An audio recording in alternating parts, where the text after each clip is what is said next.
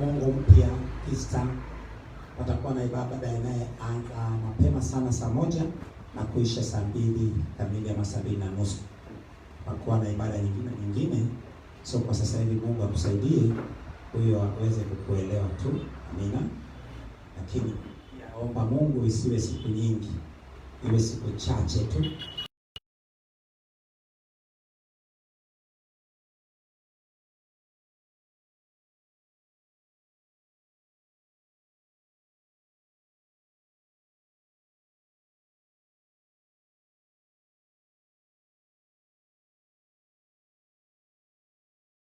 Sema na nafsi zetu, roho na mwili.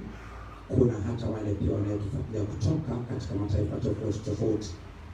Baba, ubali sio kikwazo, sema nao Bwana. Na Baba, tukiwa bado tuko katika Baba kujinyenyekesha chini ya msalaba kwa ajili ya taifa letu. Baba, kuhusu Baba vitisho vya virusi vya corona, Bwana unaendelea kutenda na upepo huo unaanza kutulia sasa. Bwana, upepo huu Baba unyamaze kimya, na Baba amani yako itamalaki, uchumi wetu upate kukua, na injili yako ihubiriwe Bwana. Tunashukuru jina lako kwa yote unaenda kutenda kwa uwezo wako Baba pale katika Baba site. Jehova, tunakutegemea wewe. Inawezekana tukawa na mioyo ya kutoa, lakini Baba tujapata. Tupate ili tupate kutoa Bwana. Tumia sisi Baba wa rehema, wana wa injili, wana wa agizo kuu, kwa ajili ya Baba wa rehema, sifa na utukufu wa jina lako Baba.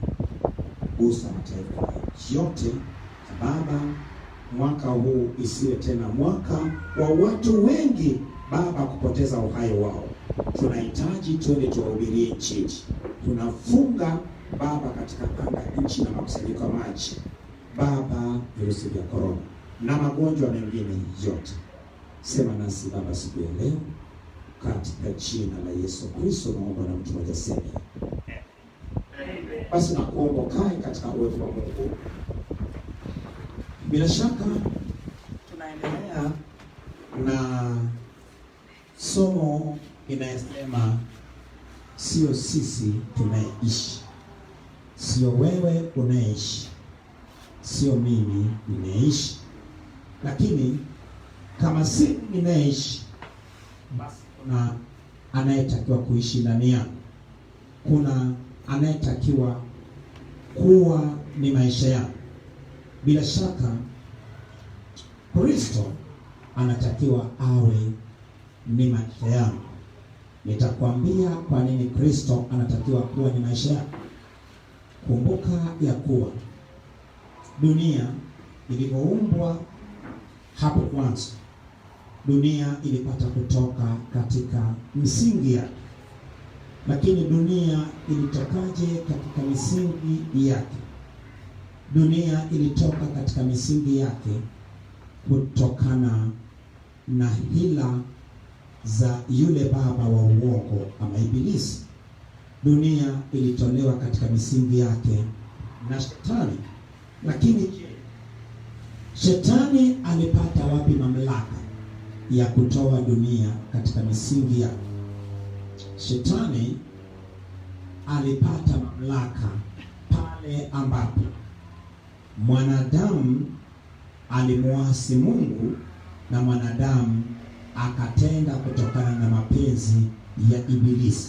Sasa hebu tuambatane twende ili tupate kuona watakatifu wa Bwana tunapoona pale ambapo Shetani anamsawishi mwanamke. Alimsawishi mwanamke si kwa kuvaa mapembe na kuwa na mkia mrefu ama mfupi, ama kuvaa uso mweusi na kuvaa mwili yenye manyoya. Wanayechora Shetani mara nyingi sana humchora, anafanya nini? Anatisha.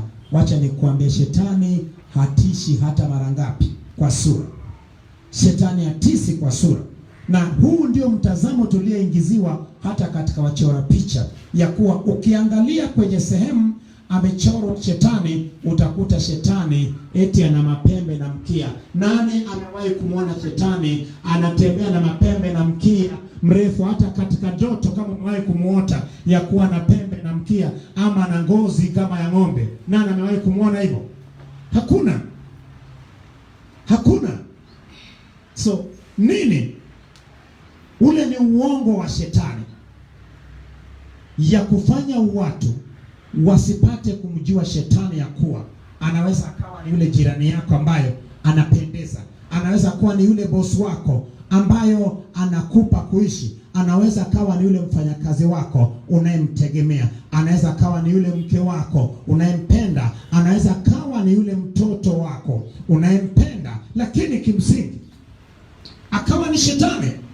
Sasa shetani amepiga watu chenga, na ndio maana watu wengi sana ukiwauliza mtazamo wao, jinsi wanavyowafundisha watoto wao, wanafundisha watoto wao ya kuwa shetani anatisha katika muonekano. Watakatifu wa Bwana, shetani atishi katika muonekano, wala shetani hawezi kuja kwenye sura ya ubaya utakayemtambua naye. Shetani anakuja katika sura ya uzuri, lakini maana sura yake kimsingi uliharibika, maana alikuwa ni anayetoa mwanga kama nyota asubuhi, lakini alivyotupwa nje ya eneo lake la kujidai, mwili wake ulibadilika na akawa na sura mbaya. Lakini anavyokuja kwenye ulimwengu wa kawaida, anayo desturi ya kutumia lift. Ndio maana sasa, hebu tuanze kuona lift ya kwanza ambayo shetani alitumia, na alivyokuwa katika hiyo lift, maongezi yake yalikuwaje? Watakatifu wa Bwana, nisikilize tena vizuri. Shetani aongei kwa sauti ya kutisha, aongei kwa sauti itakayetambua kuwa huyu ni shetani. Shetani anajenga hoja, shetani anaongea vizuri sana ili akupige chenga. Ndio maana tutaangalia maongezi ya shetani kwenye Biblia, tuone ya kuwa anaongea sehemu ambayo shetani aliongea na mke wa Adamu wa kwanza ambao ni Hawa, na sehemu ambayo shetani anaongea na Mungu ambayo ni muumbaji, alafu sehemu ambayo shetani anaongea na Mungu pamoja nasi. Tuone maongezi. Shetani anaongea vizuri sana. Ndio maana tumekutana na shetani mara nyingi sana, na shetani akaja akatuliza kwa sababu ya kutarajia kuona shetani akiongea vibaya, kuona sauti yake kitisha, sauti yake kishekisheki, sauti yake ikitokana ngurumo. Lakini tusipoona hivyo, huwa tunaamini ya kuwa tujamuona shetani. Lakini shetani anaongea vizuri sana, hata kwa sauti ya mtoto.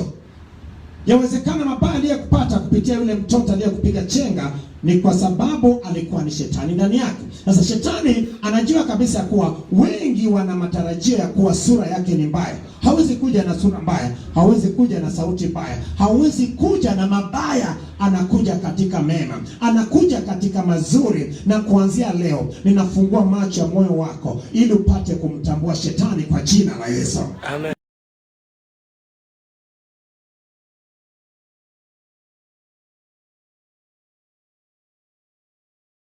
Kwa shetani na ila zake atakupiga chenga. Sasa hebu tuende sasa Mwanzo sura ya 3 ili uone ya kuwa shetani alijua jambo moja, ya kuwa Adamu na Hawa walikuwa ni watu waliyefanywa kwa mfano na sura ya Mungu. Maana yake walikuwa na uwezo wa kuona kwenye ulimwengu wa kiroho, walikuwa na uwezo wa kumjua Mungu, walikuwa na uwezo wa kumjua shetani. Kama shetani angekuja katika sura yake na katika uhalisia yake, bila shaka Hawa angemtamua Ibilisi. Lakini sasa shetani, kwa sababu ni baba wa uongo, alisema uongo, na kabla ya kusema uongo alifanya uongo kwa kuingia katika kiumbe aliyekuwa na maarifa kuliko viumbe vyote, naye akaja. Maana mwanamke alijua anaongea na nyoka,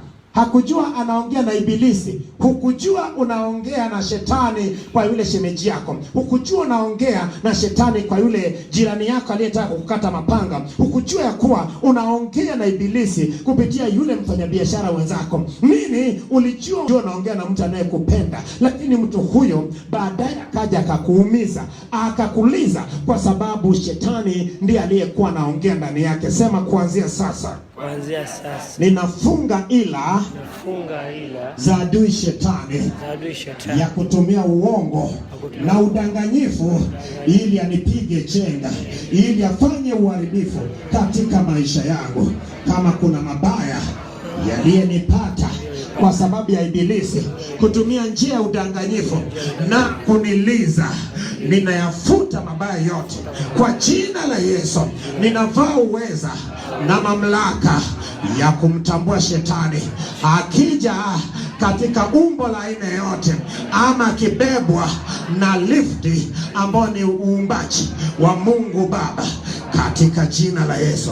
Katika jina la Yesu ninaondoa ila zote za adui shetani kupitia wakala wake na lift zake. Nafunga kila lift ya ibilisi isipate kumbeba shetani katika jina la Yesu. Mtu mmoja sema amen. Ukiomba hivyo unafunga ila zote za adui shetani.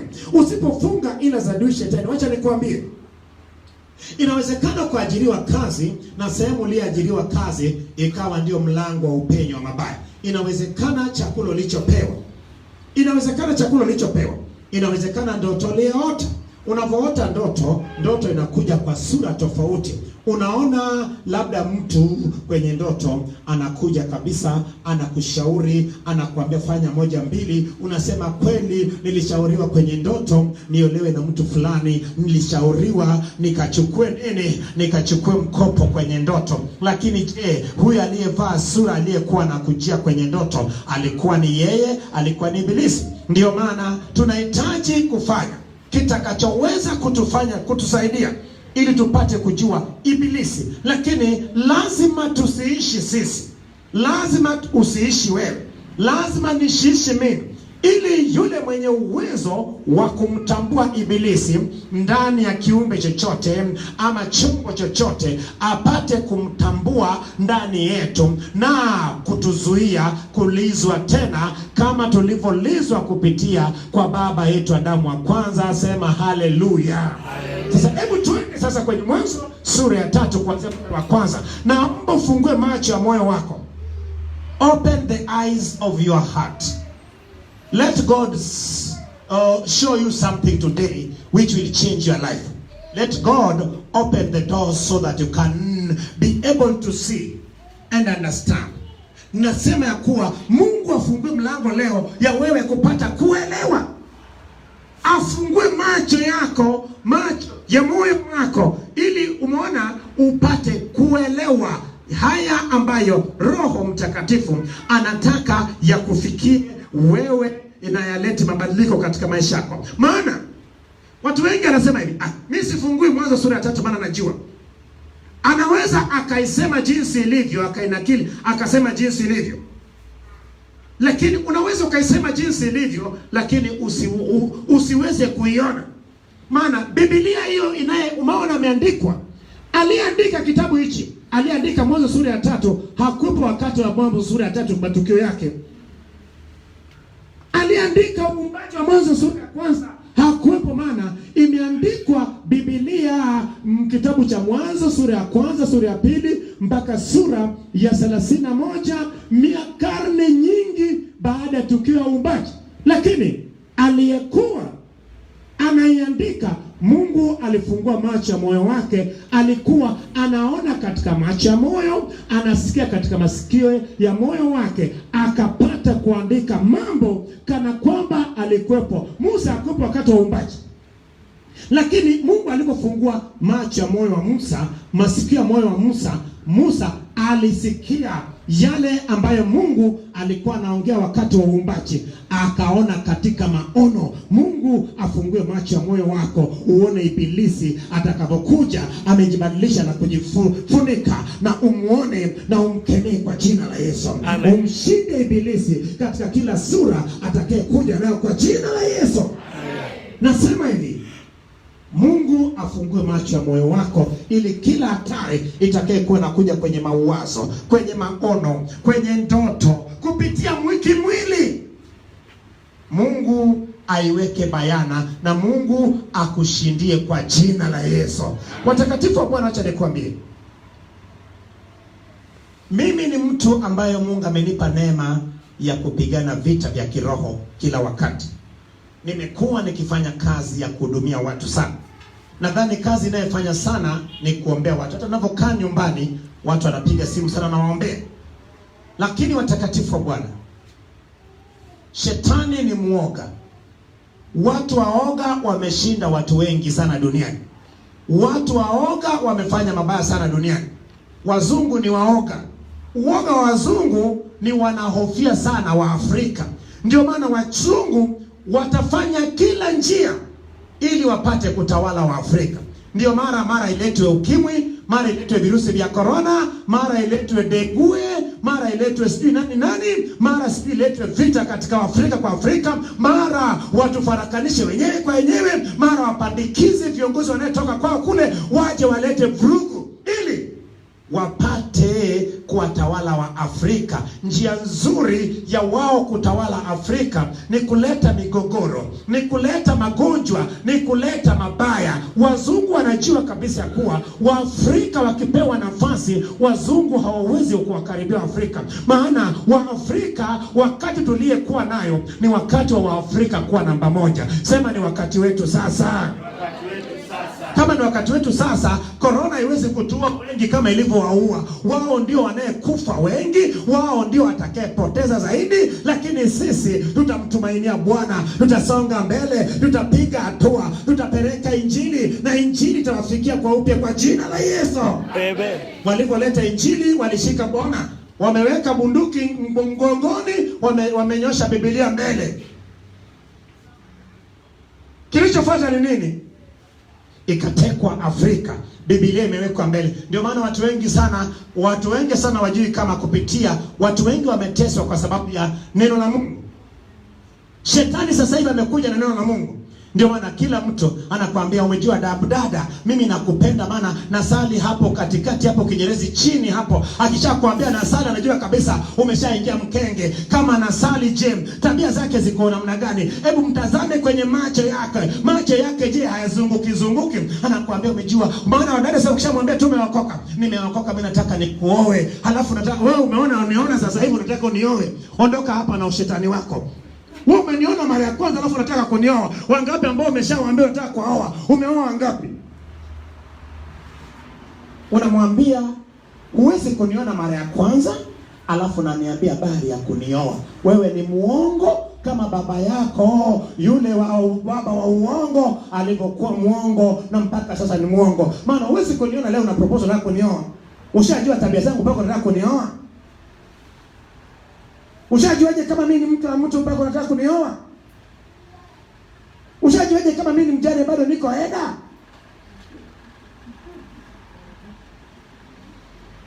Nasema hivi, shetani ni muoga, hana nguvu. Shetani anatumia udanganyifu. Shetani anavizia watu. Umeona? Anakuvizia, najua unakuja hapa. Watu wengi sana wa Afrika na sisi wa Tanzania huwa tunaishi leo, hatuishi kesho. Hata mafundi wanayefanya kazi, hata wachungaji, hata watu wanayejenga nyumba. Mtu anajenga nyumba ambayo baada ya miaka 5 imepitwa na wakati. Unapojenga nyumba, jenga nyumba ukiwaza miaka 50. Unapojenga kanisa, waza miaka 100 ijayo. Unapofanya kitu, waza kesho. Unapotumia pesa, waza kesho, waza baadaye. Lakini shetani huwaza baadaye. Ndio maana shetani anaenda kwa watoto wadogo, anawakamata watoto wadogo, anawafundisha kazi yake. Maana yake hawa watoto ni wa miaka 30 ijayo, ni wa miaka 50 ijayo, ni wa miaka 60 ijayo. Lakini je, makanisa kanisani, watoto wapewe nafasi. Unafanya kitu, unafanya nini kwa ajili ya kesho? Unachokifanya leo, tukijenga nyumba hata zaidi ya moja, watoto wetu hawana haja ya kujenga nyumba. Lakini saa nyingine mitoto ya sasa hivi pia imeharibika. Kapata nyumba anataka chake mapema. Watoto wengine wamepata laana. Familia nyingine zimepata laana. Isiuzwe nyumba kama hakuna mkakati mzuri. Hii ndio inaleta maafa na uonevu na udhulumaji.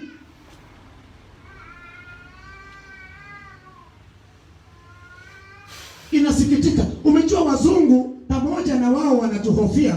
Wazungu wako organized sana kwenye habari ya vitu vya marehemu vilivyobaki ama vitu vya kurithi. Unakuta marehemu kashazigawa vizuri sana, kashaziandikia vizuri sana. Anasema huyu mtoto kwanza ni mvivu atakayefanya kazi, yeye atapata 5% ili afanye kazi vizuri sana, afanye kazi kwa bidii maana anapenda vya bwerere.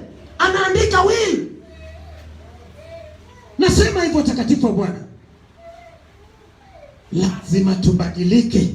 Lazima tumjue shetani, lakini sisemi ukasome habari za shetani. Shetani anapanga habari ya kesho. Shetani anajua kabisa huyu mchungaji anakuja na kwenda kumsubiria kwenye kujenga kanisa. Nitakamata watu wake wote, watamuona kama tamarabovu. Toeni hela kujenga kanisa. Kanisa Yesu ya kwake. Wacha nikwambie. Walokole tumefanya makanisa yawe ni mabishop. Walokole tunafanya makanisa yanakuwa ya mabishop na viongozi. Kwa sababu gani?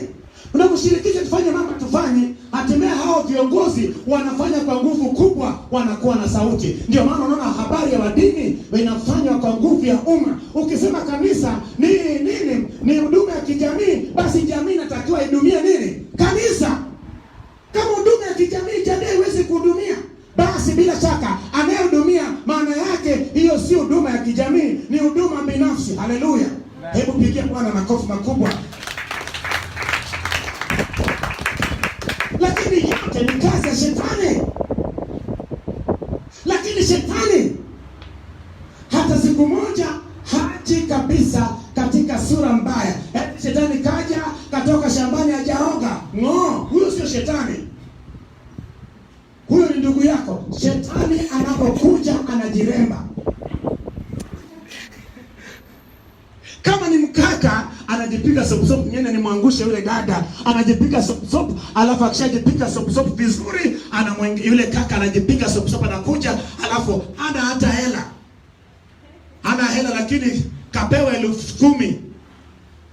Kaifanya ndo anakuja kwako anasema, dada, mimi nafanya kazi hapo Ikulu. Fanya kazi Ikulu. Anafanya kazi Ikulu, alafu anakwenda anakuambia twende bwana nikakununulie chips. Kapanga na mikaratasi, alafu kapanga 10,000 katikati. Anafungua mwaleti yake, anatoa 10,000, anasema mpa chips mpe chips na maziwa ama chips na nini, mpe chips na kuku. Unakula, sema kaka huyu ana hela. Baadaye anatoa 2,000 anakupa. Maana yake ametumia 3,000, 2,000, 5,000. Kesho tena anaijazia inakuwa 10,000, anaibadilisha inakuwa 10,000. Nini? Inakuwa wekundu wa Msimbazi. Anakuja kwako tena, anatoa tena 10,000. Unaona anasema kila siku kakawa anatoa 10,000. Kumbe kanaunga, kanaungisha mpaka anakuwa wekundu wa Msimbazi. Hana chochote, hana lolote. Ni shetani 100%. Kila shetani kama huyu akija kwako, ninamfichua kwa jina la Yesu. Amen. Ukishamjua utamfanyia kazi. Ogopa mtu ambaye kila siku anakuja kwako atoe 1,000, anatoa 10,000. Ni 10,000 kweli? Ama ni 10,000 inayoungwa? Kaka ninunulie vocha, anasema mpe hapo vocha ya buku. Anatoa 10,000, anakwenda kuchukua buku tena, anajazilizia, anabadilisha inakuwa 10,000, anajua kesho taomba cha 500. Unapigwa chenga na shilingi 10,000 tu ya jana na juzi na leo. Ninafuta hiyo roho ya udanganyifu katika maisha ya mabinti wa Mungu kwa jina la Yesu. Nafuta hiyo roho katika maisha ya wake za watu kwa jina la Yesu. Wanayedanganywa zaidi hata sio mabinti, wake za watu. Wake za Watu. Si mabinti. Mabinti wameenda shule kidogo sasa hivi, wanataka vitu vya juu. Ndio maana watu wanaogopa, maana mabinti anataka awe smart, anataka hiyo kama ni wekundu wa Msimbazi, change zirudi. Haleluya. Lakini kwa mtu wake za watu ndio anaelizwa. Kisha kishabaki njia panda, anaambiwa nenda kwa huyo mwanaume. Sasa huyo mwanaume anakwenda nakuta anakaa kwenye kabanda. Nasema hivi, usibebwe na kuvaa kwa mwanaume, usibebwe kuvaa kwa mtu, usibebwe kwa pesa aliyekuwa nayo mtu, usibebwe kwa muonekano wa mtu, usibebwe kwa maneno yanayotoka kwenye kinywa cha askofu, usibebwe kwa maneno yanayotoka kwenye kinywa cha mhubiri. Ubebwe na tabia huyo mhubiri, ubebwe na mwenendo huyo mhubiri, ubebwe na mwenendo huyo kaka. Mfuatilie huyo kaka kwa makini, mfuatilie huyo kaka kwa makini, mfuatilie huyo dada kwa makini, maana saa nyingine anatembea na baki peke yake, anapotea. Kasharudi kwao kuzini. Ukifuatilia taratibu, siku muona sababu kaka nimfuatilie nione anaendaga wapi. Unamfuatilia, unaona anakwenda kwa makaburini, anakwenda pale makaburini, anaangalia aone mtu, anapotea, anaingia kwenye kaburi. Nini? Kumbe pepo.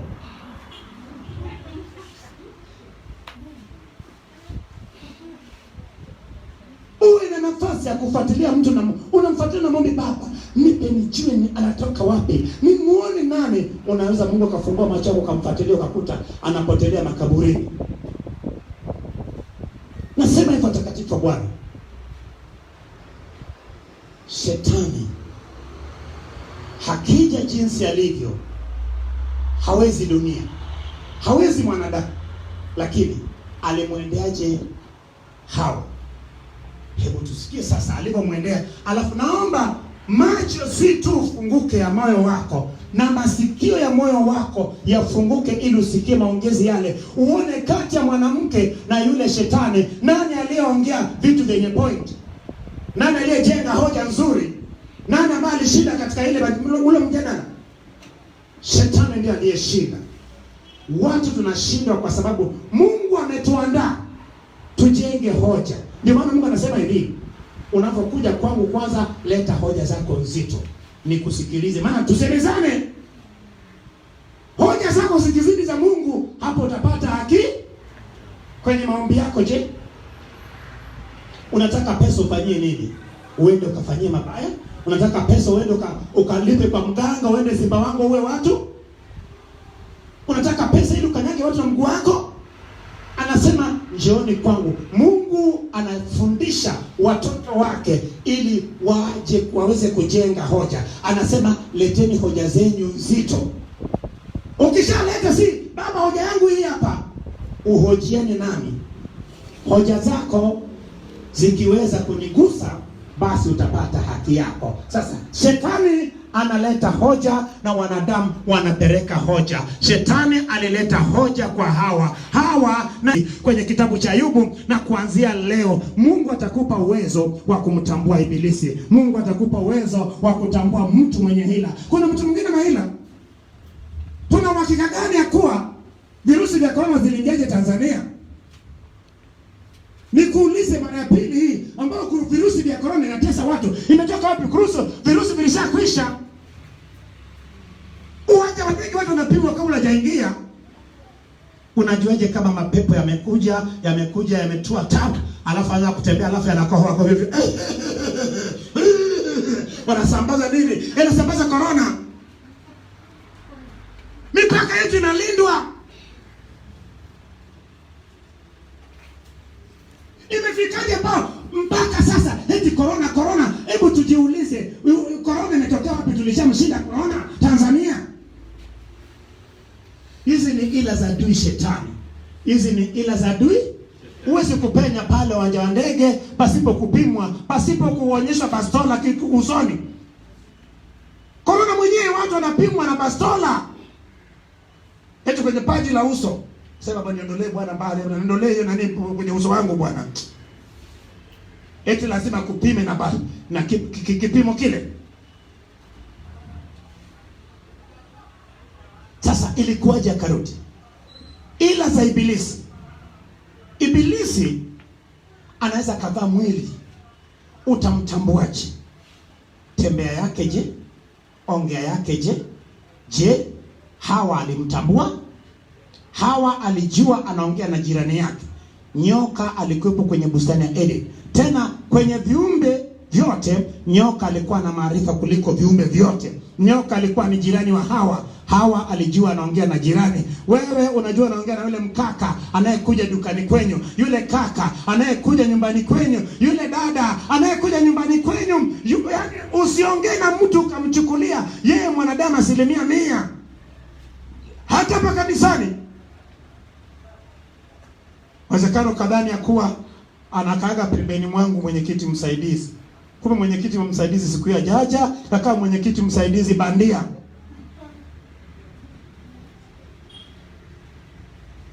Yule si bwana kuiga shetani. Katengeneza mwenyekiti nini? Mwenyekiti msaidizi. Sasa mwenyekiti msaidizi watu wakisema haleluya, yeye atasema haleluya, maana haleluya ni jina la Bwana lifanye nini? Libarikiwe. Haleluya. Kana nguruma nini? Na yeye yuko ndani ya mjengo. Nasema hivi, Mungu afungue macho ya mioyo yetu. Mungu afungue masikio ya mawazo yetu. Na mawazo ya mioyo yetu Mungu afungue ili tuwe na uelewa ya kupata. Kuna wakati mwingine hujajua kama macho ya moyo wako umeunganika na mwili wako. Yani huyu leo nimekaa pembeni mwake na chomwa yani na vitu. Kwa nini ukae pembeni mwa mtu unayekaa pembeni mwake kila siku kanisani? Leo kaja na vitu vinakuchoma. Mishale imetokea wapi? Ni yeye. Ni yeye.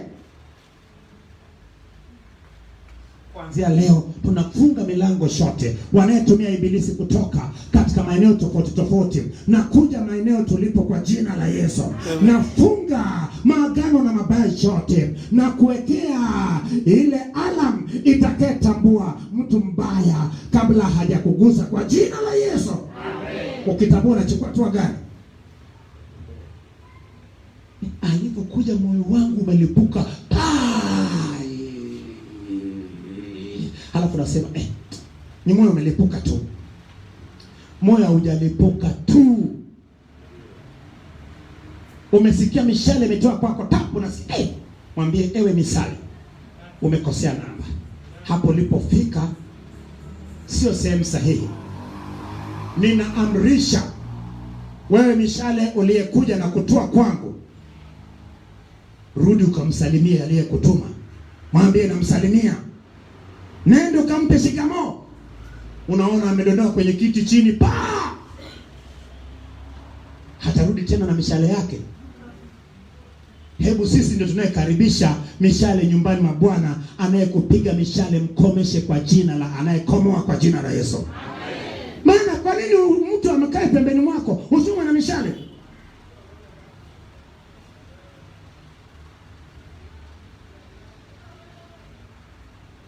Itamkie neno. Mashambulizi yanayekuja kwangu, pana njia ya mashambulizi haya kupenya.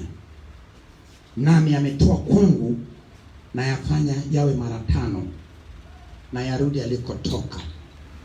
Yamfichue anayefanya kazi ya ibilisi kati yetu. Anafichuliwa hajafichuliwa? Anafichuliwa hajafichuliwa? Hebu tuache kucheza nao. Saa imekuwa mbaya. Saa imekuwa mbaya. Tumejulikana kama walokole ni watu nini? Watu legelege, watu ambao yani utamnyang'anya mali zake.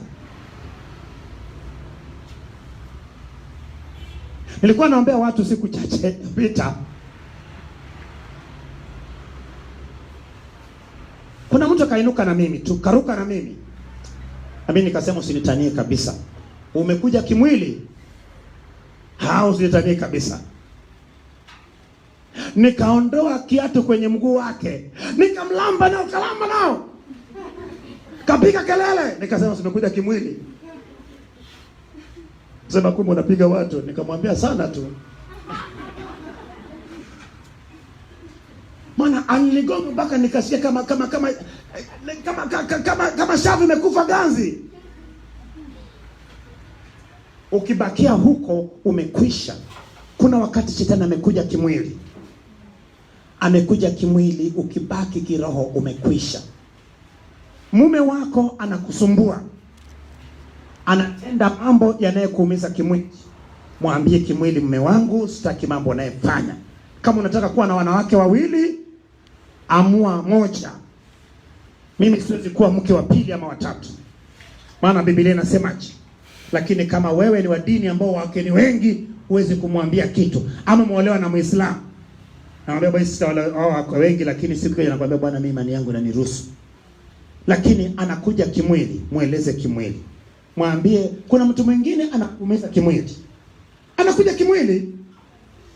Kuna mtu anavuruga maisha yako kimwili. Anakuja anakutukana. Yaani pua kama nini, kama chura.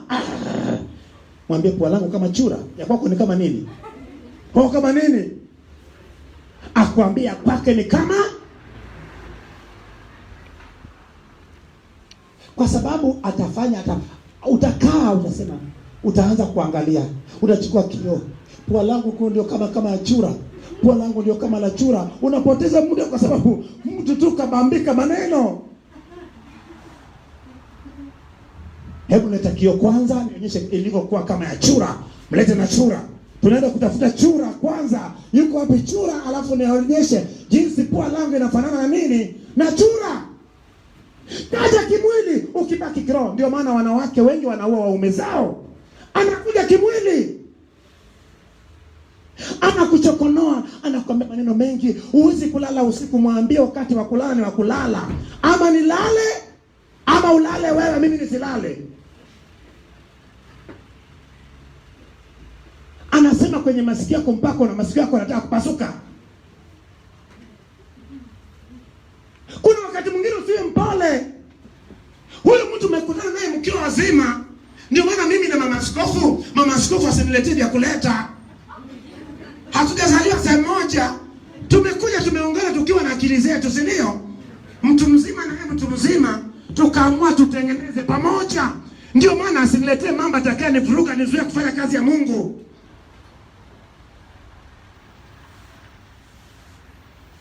Nasema hivi, na mimi nisimharibie. Umejua cha nikwambie, hii ndio maana tunapata wakati mgumu sana nchi za Afrika. Ndoa zimekuwa ndoano kwa sababu gani? Hakuna kuambizana ukweli. Kama tumekutana tukiwa wazima, tuambizane ukweli. Tusisumbuane. Mtu hawezi kukaa na wewe pamoja kama aendi pamoja na wewe. Lazima muende pamoja. Hamwezi kukaa kwenye chombo kimoja halafu nyinyi hamuelewani. Wote kama mmekuwa jogoo, hamwezi mkapikwa kwenye chungu kinini. Lazima jogoo mwingine apikwe kwenye chungu kingine. Mimi nasema hivi, wamama tusisumbue wababa kwa jina la Yesu. Wababa tusisumbue mama kwa jina la Yesu. Amen. Wababa kuna wakati tunatakiwa kuchukua maamuzi. Vinginevyo mwanamke atafanya ufe. Wamama wengi wameua watu, si eti wamewekea sumu. Anakufanya uwezi kula. Anakusumbua kweli kweli. Umejua ndoa ni paradiso. Atakufanya upate ukimwi, maana anapoweka mazingira magumu utakwenda nje. Anza mapema, mwambie Bwana, imeshindikana kukaa pamoja, kaa nyumbani kwenu na mimi nikae nyumbani kwetu. Kila mtu akae kwake, tutafakari kwanza. Tutakapopata tafakari ndio tukae tena pamoja. Vinginevyo kaa kwenu na mimi nikae kwetu, maana hatuwezi kuiva pamoja kwa sasa. Tafakari, mimi nitafakari ndani ya miaka 3. Na tuwe waaminifu. Vinginevyo pressure zitakuwa. Mwingine anakuambia bwana, mimi anakusumbua lakini anao wa kwake. Wewe si wa kwake. Shetani ndani yake. Hakuna kitu kinachoua watu kama ndoa. Lakini shetani yuko ndani ya nini? Ndani ya ndoa. Ipilie bora mtakuwe. Mwambie Bwana, rafiki yangu, kwa upendo tu, mimi naona kama Bwana, kama tuwezi kufunika blanketi moja, tumeoana. Hatuwezi kufunika blanketi ama shuka moja. umejua bwana, mimi nalala kwa watoto, umejua joto, na maana mimi ndio joto, mimi ndio nimekuwa joto mpaka na nafanya kwenye chumba huwezi kulala. Nimekuwa hita. Mwambie nisikilize, hebu twende likizo. Nenda likizo nyumbani kwenyu na mimi niende likizo nyumbani kwetu. Nitafakari na wewe ufanye nini? Kila mtu atafakari kwa nyumbani kwao. Tutakapoona tunaweza kuishi pamoja, tuishi pamoja. Lakini saa nyingine unataka kujiua mwenyewe. Ndio maana kisema fanyika nini? Huwezi kukaa na mtu asiyeweza kuongea na wewe. Huwezi kaa na mtu ambaye anakutakia mabaya. Unatafuta naye kuloga, kumbe naye kuloga ni huyu.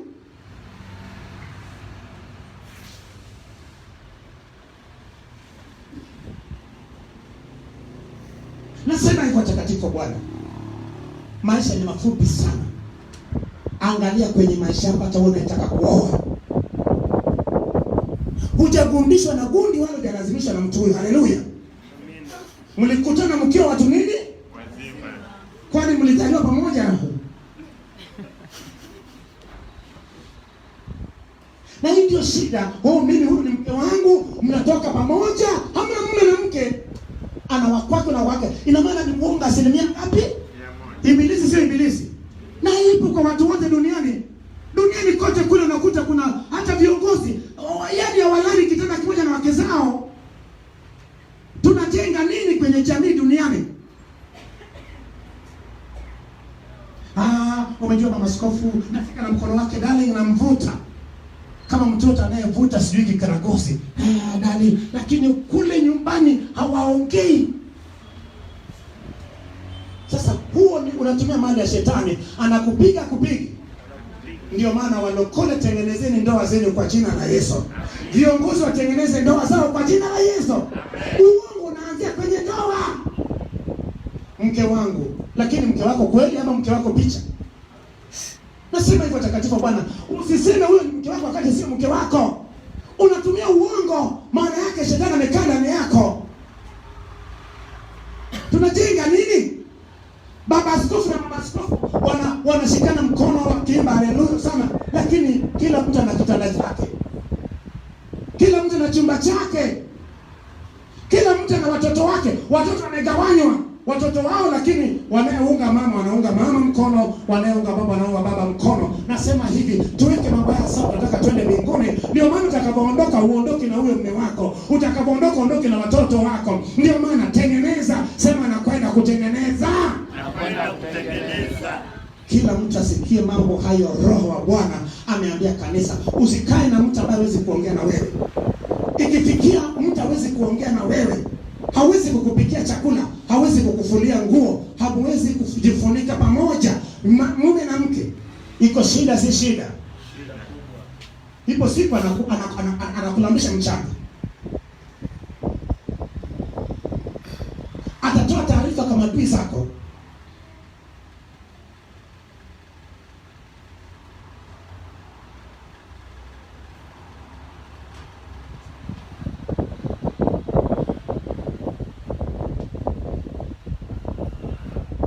Soma kwenye Biblia habari ya Daudi na binti ya nani?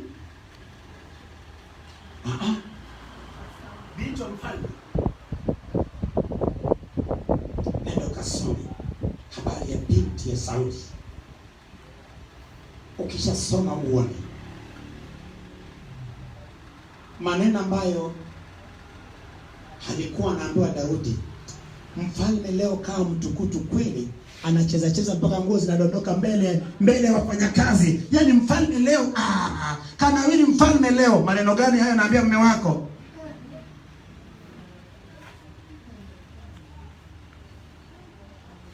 Wamama, tuongelee jinsi tunavyoongea na wababa. Watoto wetu tunaleta picha gani mbele ya watoto? Shetani. Sasa hebu tuende tuone sasa maongezi haya. Saa nyingine unaongea na mke wako, uongei na mke wako, unaongea na shetani.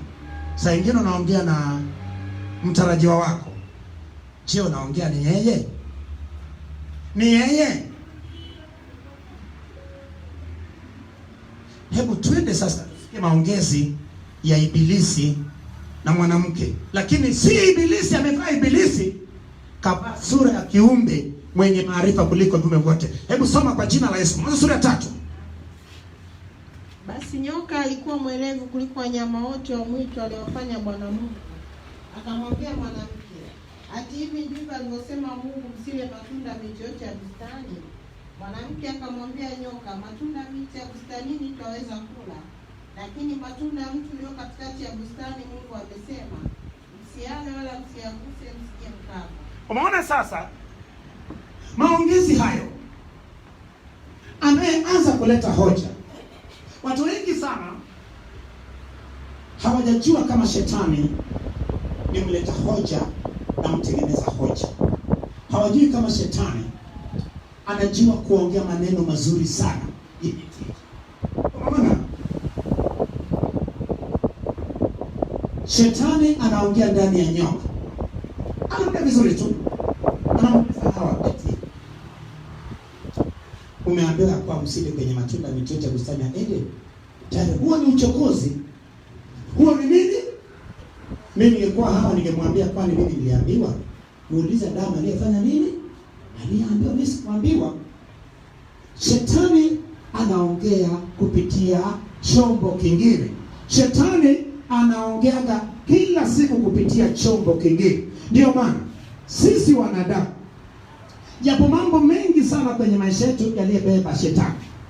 Na hii ni kwa sababu tumefundishwa mafundisho yasiyoweza kutufunulia tupate kumjua ibilisi. Tumejua kabisa shetani amevaa sura mbaya na maneno yake ni mabaya.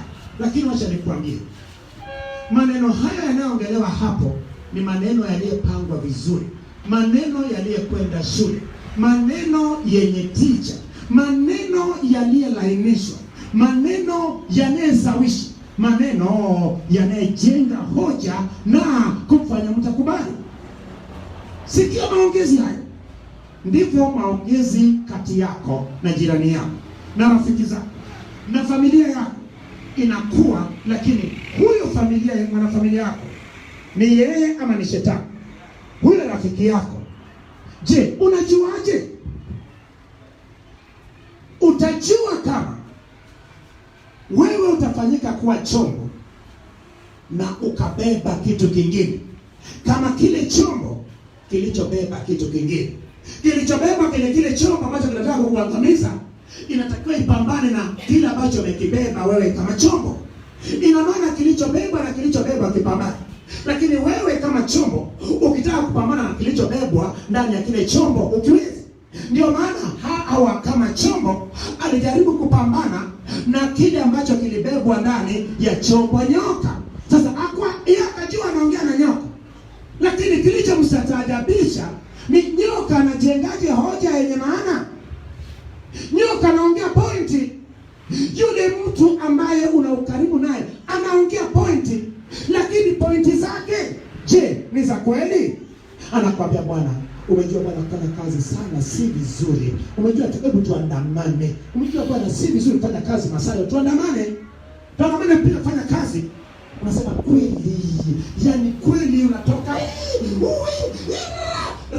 kaka pembeni tu. Kaka pembeni tu.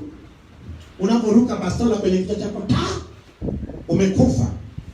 Yeye kakaa pembeni anacheka, anasema amepatikana na jeuri yake. Alikuwa anataka kutushinda kwenye kijiji chetu. Hatushindi tena. Kaleta maafa yako. Nasema hivi, tunahitaji kutambua anayeongea na wewe. Maneno yote yanayosemwa na wewe unahitaji hata kazini. Hata shuleni, hata kanisani hapa. Kuna watu wanaoshawishi watu. Tunachosha bwana na michango bwana. Wewe kipindi kile cha tuition nani alikuwa anakuchangisha? Tulikuwa tunachangishwa na shetani. Ipi ile bora kuweka hazina katika hazina sio chakaa, ama kuweka kule kwenye hazina nayo chakaa? Je, walioongea na wewe katika hizi siku 7 zilizopita, zilizoanza kwenye mwezi huu mpaka sasa, yaani walioongea na wewe wote ni watu kweli? Je, hakuna kilichobebwa kwenye chombo kilichoongea na wewe? Hebu tuendelee tusikie mchungaji. Mimi sipendi tena, sitaki. Ni kweli upendi na utaki, lakini hakuna anayetaja jina la mtu hapa. Roho Mtakatifu anasema na watu wote. Kama imekuhusu wewe, basi tengeneza na Roho Mtakatifu. Kama inakuhusu wewe, basi tengeneza na Mungu. Watu wengi wataki kutengeneza kwa sababu gani? Wanaogopa aibu. Ni bora aibike hapa duniani, lakini upate kibali cha kwenda mbinguni. Ndio maana nasema hivyo watakatifu wa Bwana. Maneno anayoambiwa na mtoto yatilie mkazo. Saa nyingine si mtoto, Roho Mtakatifu. Saa nyingine si mtoto, Yesu Kristo. Maneno unayoambiwa na mtu mwingine yanawezekana katoka kwa shetani, ama yanawezekana yakatoka kwa Mungu. Kama yametoka kwa Mungu, je, moyo wako unayasikiaje? Moyo wako unahisije? Yakitoka kwa shetani unahisije? Yanakukosesha amani? Moyo wako unalipuka? Moyo wako unatetemeka? Ama ni maneno ambayo yanaleta furaha, unasikia burudani, unaona kama maneno haya, mbona si maneno ya kawaida? Mbona maneno haya yanaweza kuponya mtu? Bila shaka unahitaji kujua kupitia macho ya moyo wako, kupitia masikio ya moyo wako. Ndio maana maneno yanayokuja kila siku kwenye maisha yetu yanayo sehemu katika maisha yetu. Kila siku ni sehemu ya kujifunza kwa kila mtu. Ndio maana uliyekutana nao sokoni, uliyekutana nao kwenye biashara, maneno anayekwambia, inawezekana neno lilikuwa nataka ndio hiyo hapo ya kubadilisha maisha yako. Ndio maana tunakwenda kanisani kwa ajili ya neno, kwa ajili ya kusikia maneno. Tunapokuwa makazini tunasikia maneno, tunapokuwa kwenye shughuli zetu tunasikia maneno. Tunahitaji maneno. Sema nahitaji maneno. Nahitaji maneno. Maneno ya aina gani unahitaji? Yanatoka kwenye chombo gani? Hebu twende. Nyoka akamwambia mwanamke, hakika hamtakufa, kwa maana Mungu anajua kwamba siku mtakayokula matunda mti huo mtafumbuliwa macho, nanyi mtakuwa kama Mungu, mkijua mema na mabaya. Hebu nikuulize, umeona maongezi hayo? Je, kama shetani ana maneno mabaya, je, hayo hoja hizo anazojenga, je? Lakini Hawa hakujua kama anaongea na kilichobebwa kwenye chombo. Alijua anaongea na chombo. Unaweza ukajua unaongea na yule mwanaume anayekuahidi kukuoa. Unaweza ukaongea na yule mwanamke ambaye umemwahidi utamuoa. Lakini je, ni yeye ama kilichokuwepo ndani yake? Ndio maana Mungu anisaidie ninapoongea na wewe uwe na Yesu ndani yako kwa jina la Yesu. Mungu akusaidie ninapoongea na wewe, sio mimi niseme nawe, bali nilichobeba ambao ni Kristo Yesu kwa jina la Yesu. Amen. Saa nyingine unaongea na kaka, lakini babu yake kakaa ndani yake. Babu yake alikuwa ni kiwembe mbali. Kiwembe kutupa mbali. Alikuwa na wake 100 kidogo. Sasa unaongea na huyu kaka, anakuambia bwana, mimi hapa kwako ndio nimekufa, nimeoza. Mwambie kama umekufa na kuzika. Na mimi sitaki kufa kama wewe ambao umeshakufa umeoga. Nataka wazima. Nimekufa, nimeoza kwako. Nimwambie umekufa, umesha na kuoza. Umeoza kabisa, umekufa. Na nimekufa. Nimeoza, umeoza. Umekufa. Toka zako hapa, sitaki aliyekufa na kuoza. Kwa jina la Yesu. Atarudi kwako tena na uongo wake. Anakuambia amekufa na kuoza, mwingine jana anakuambia amekufa na kuoza, mwingine jana anakuambia amekufa na kuoza, kashakufa mpaka kashaoza mara 100. Nini? Ibilisi ndani yake. Nasema hivi, Mungu akupe neema ya kilichokaa ndani yako kufichua kilichobebwa katika chombo kingine kwa jina la Yesu.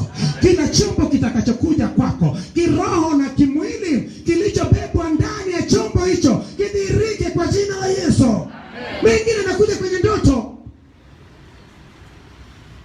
Na wote tuko kwenye fani nzuri na yule mdada. Yaani yule dada kweli ndio mke wangu. Wewe.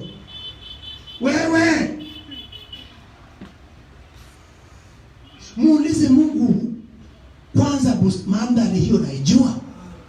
Ni bustani kweli? Ndoto kuna mtu anaota kabisa anafunga ndoa. Kama kuna kitu kizuri kwenye maisha ya mtu ni kufunga ndoa. Watu wanaotaka ndoto ya kuwa anafunga ndoa. Yaani kuna ndoa ambayo ni mauti 100%.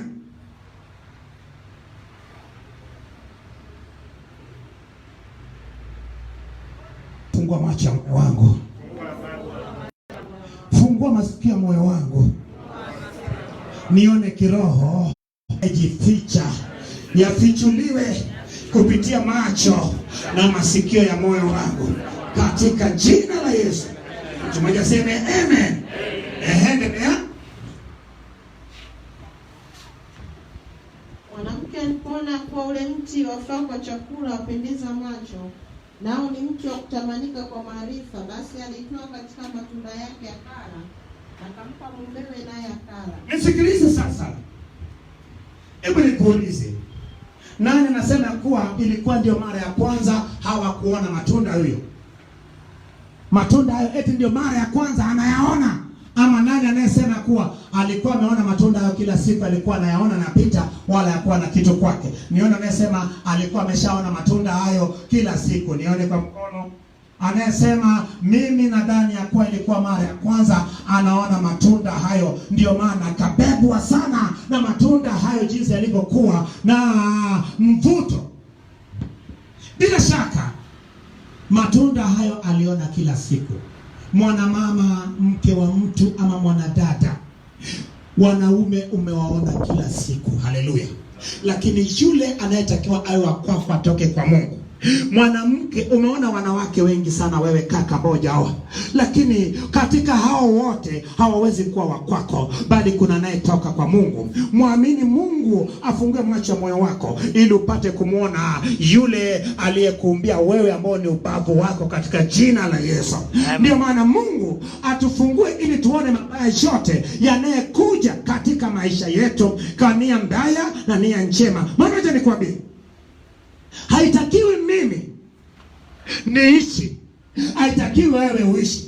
Maana nikiishi unaweza kusema, lakini nimeishi kwa mema, mimi siishi kwa mabaya, mimi siishi kama mchawi, mimi siishi kama mtukanache, naishi kwa ajili ya Kristo. Hutakiwi kuishi kwa mema ama kwa mabaya. Unatakiwa usiishi wewe, unatakiwa usiishi wewe, unatakiwa uwe chombo wewe, unatakiwa bebe Kristo. Ukibeba Kristo, maana pasipokuwa na Kristo ndani yako, yaliyemtokea Hawa yatakutokea wewe, yaliyemtokea damu yatakutokea wewe, yaliyetokea wale waliyepata kuangamia kule jangwani yatakutokea wewe. Maana wacha nikwambie, Waisraeli wanakwenda Kanaani, wameona matendo makuu. Umeona matendo makuu jinsi Mungu anavyotumia Askofu George. Umeona kabisa na watu wakifufuka. Umeona kabisa na watu wanavyokuwa wazima. Umeona jinsi watu wanavyotembea wasioweza kutembea. Unaona jinsi watu walivyopokea uzima, lakini bado hana lolote, sio mtumishi wa Mungu.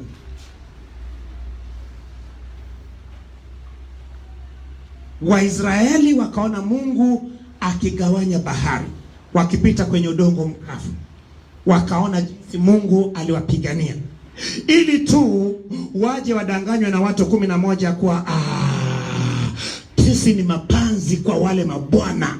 Yani tunakwenda kufa, tunakwenda kuwa kama chai ya asubuhi.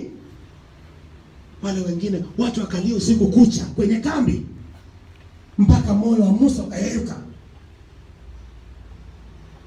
Wale wapelelezi wawili Caleb na Yoshua waliposema, jamani, Mungu amewatia mkononi mwetu, mmeshasahau matendo ya Bwana, wakainua mawe, tuwapige, maana wanataka kutusumbua, tuwapige. Nisikilize, katika kila ugumu Mungu ataonekana. Katika kila mateso Mungu ataonekana.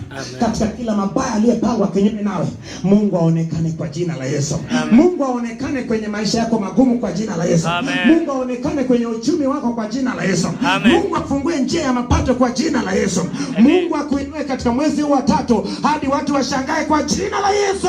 Amen.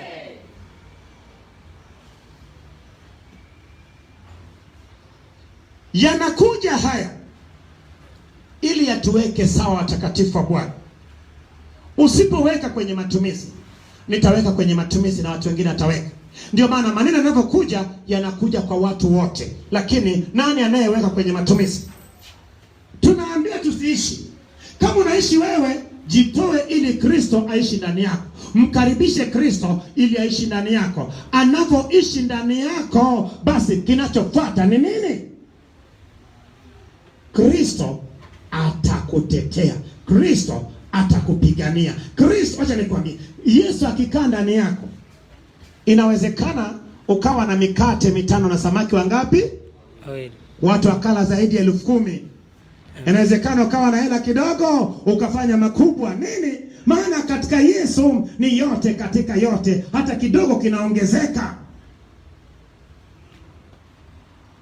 Inawezekana unapata mshahara mdogo 50,000, unasema siwezi kujenga. Wacha nikwambie, wanayepata hela ndefu hata kujenga wengi wajajenga. Wengine mpaka watu wanakwenda kwenye misiba wanapeleka majumbani kwao, hajajenga hata kibanda cha nyasi. Ndio maana kama hujajenga kijijini, na kushauri mwaka huu usiishi, jenga kijijini kwa jina la Yesu. Hata kama unakaa hapa bandari ya Salama, kijijini kwenyu ni kwenyu. Haleluya. Kesho imetokea la kutokea, tumekwenda nyumbani kwenyu kule, tunakwenda na wewe, maana mdogo wako ametangulia mbele ya haki, unakuta kwenyu kule hata mbao vya mbwa mna. Haleluya. Mchungaji, umejua bwana, mimi nimeshakuwa mtu wa mjini bwana, mimi najenga mjini. Umejenga mjini, tunakushukuru sana na Mungu kwa ajili yako, umejenga mjini, lakini kijijini kwenyu ni kwenyu. Haleluya. Amina. Unajua mchungaji, mtu popote pale, mimi bwana nikitangulia mbele ya haki mjini, wanizike mjini hapa, tunakupeleka kwenyu. Haleluya. Tunakupeleka kijijini kwenyu. Haleluya. Amina.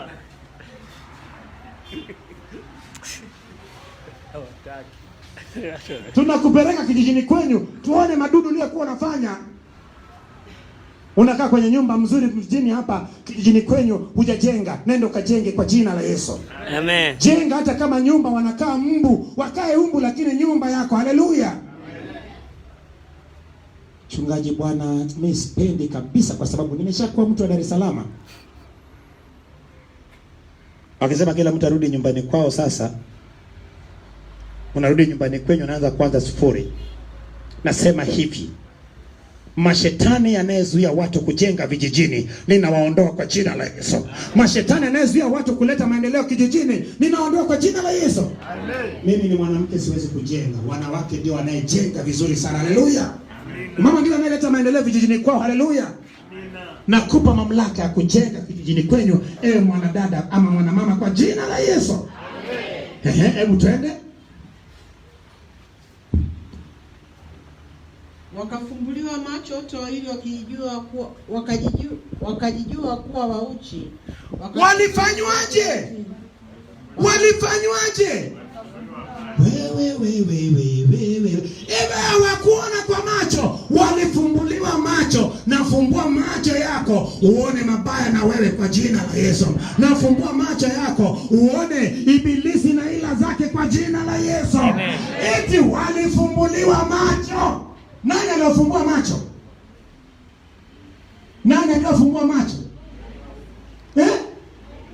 Mungu wapi? Mbona Mungu akufumbua macho siku zote? Wakala, akadanganywa mwanamke, akaona kabisa kuwa inafaa kwa chakula na maarifa. Siku zote alikuwa aioni inafaa kwa maarifa na chakula.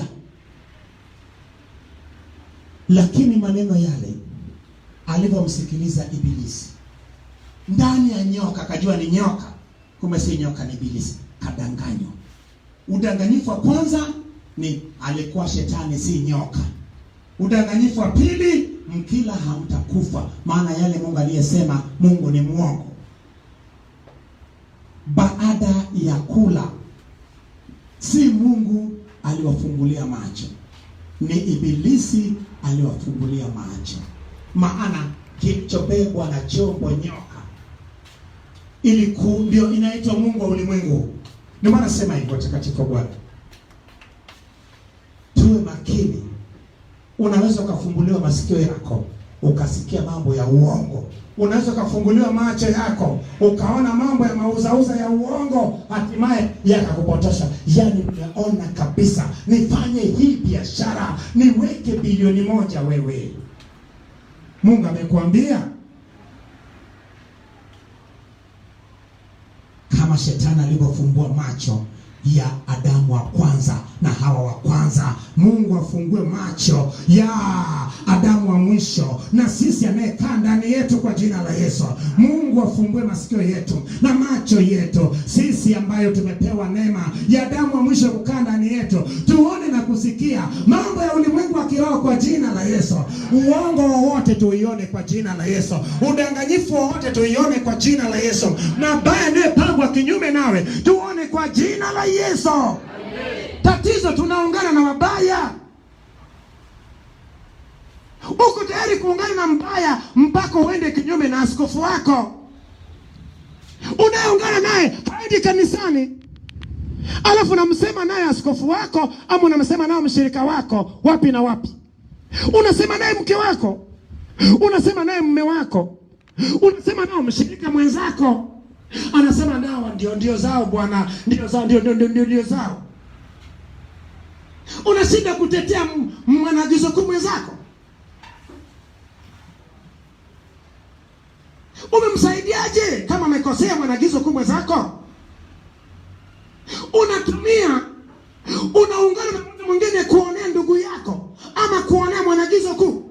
Unachimba kaburi lako mwenyewe, unajiloga mwenyewe, unatafuta aliyekuloga, kuna aliyekuloga. Na mimi siku kija kwangu nitakwambia, Saganda wewe ulijiloga mwenyewe. Haleluya. Hauwezi kusema haleluya, najua. Siku kija kwangu mimi nitakwambia, mtu ambaye sio mwana wokovu ama mwanagizo kuu asianzishe kusema vibaya mtu mwingine ukashiriki. Hata kama usipoongea umeshiriki. Amekuingizia mashindani yake, unakuwa na mauzauza. Wewe unamsikiliza mtu ambaye haendi kanisani, ambaye hajaokoka, anakwenda kwa mganga wa kienyeji. Kashakuloga na wewe. Na haribu nguvu zote za kichawi na uganga kwa jina la Yesu. Amen. Kila nguvu ya uchawi na uganga inayofunga macho na akili yako, inayofunga familia na kazi yako, na haribu kwa jina la Yesu. Amen. Aendi kanisani, anaenda wapi? Kwa mganga wa kienyeji. Na mshukuru Mungu sana mimi. Mungu ananionyeshaga alafu siropoki saa nyingine. Kuna vya kuropoka navyo. Huyo mtu naye mweka karibu ni chombo, ni nyoka, ni nyoka. Hata kama mtumishi wa Mungu amekanyaga mguu wake hawezi kumsalimia, wewe anakupenda. Alafu apendi mshirika mwenzako, apendi mke wako, apendi mume wako, anakupenda wewe. Apendi baba yako na mama yako, anakupenda wewe. Acha hizo wewe. Acha hizo. Anakwenda kwa dada wa kijiji katika ufahamu wako.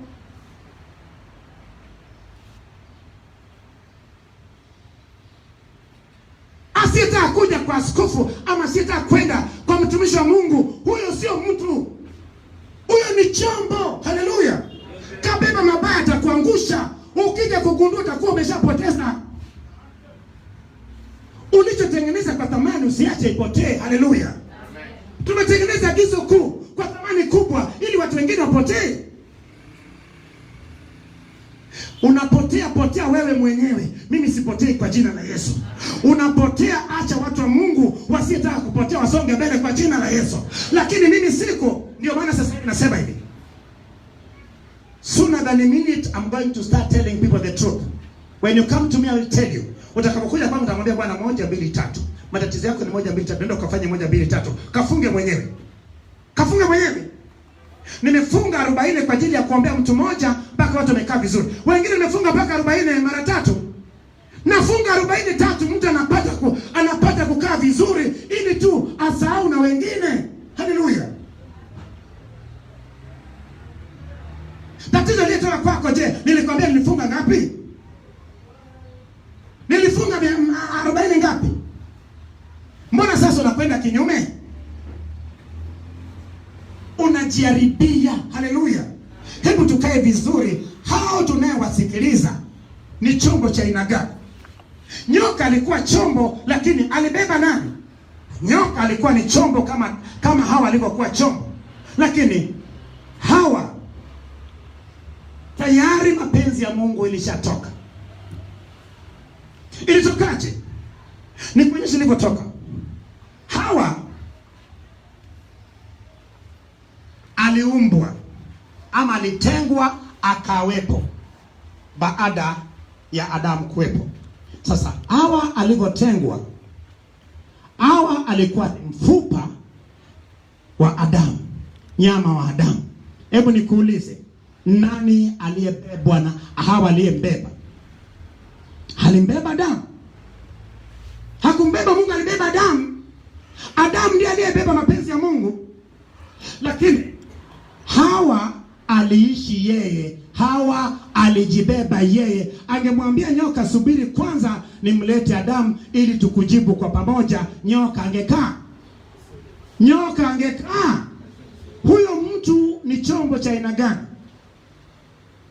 Anakuwa na ushirika na wewe, alafu anafanya umalaya, anafanya uzinzi. Ana mke alafu anakwenda na wanawake wengine, ana mume anakwenda na wanawake wengine, alafu nasema anakuwa na muunganiko na wewe. Unanaji familia yako, unanaji kazi yako, unanaji biashara zako, unaweka mtu huyo karibu na wewe, unajiua. Hala, you are killing yourself. Kakutoa kwenye wokovu, anakupeleka kwa waganga wake. Hata usipoenda, watu wawili waende pamoja pasipopatana. So waliopo hapa, ukiona ukae vizuri kwa neno la Mungu, wale watu unaohusiana nao ni vyombo vinavyobeba ibilisi. Sema, ninakataa kila chombo kinachobeba mabaya, kinachonidanganya kwa jina la Yesu. Kama unasema kutoka ndani ya moyo wako, utaona itatokea tukio ambayo itamtenganisha na wewe kwa jina la Yesu.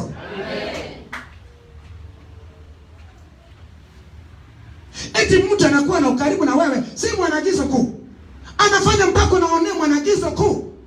Wewe unajiloga wewe. Utakuja kwa askofu ya kuwa mtu amekuloga. Hai.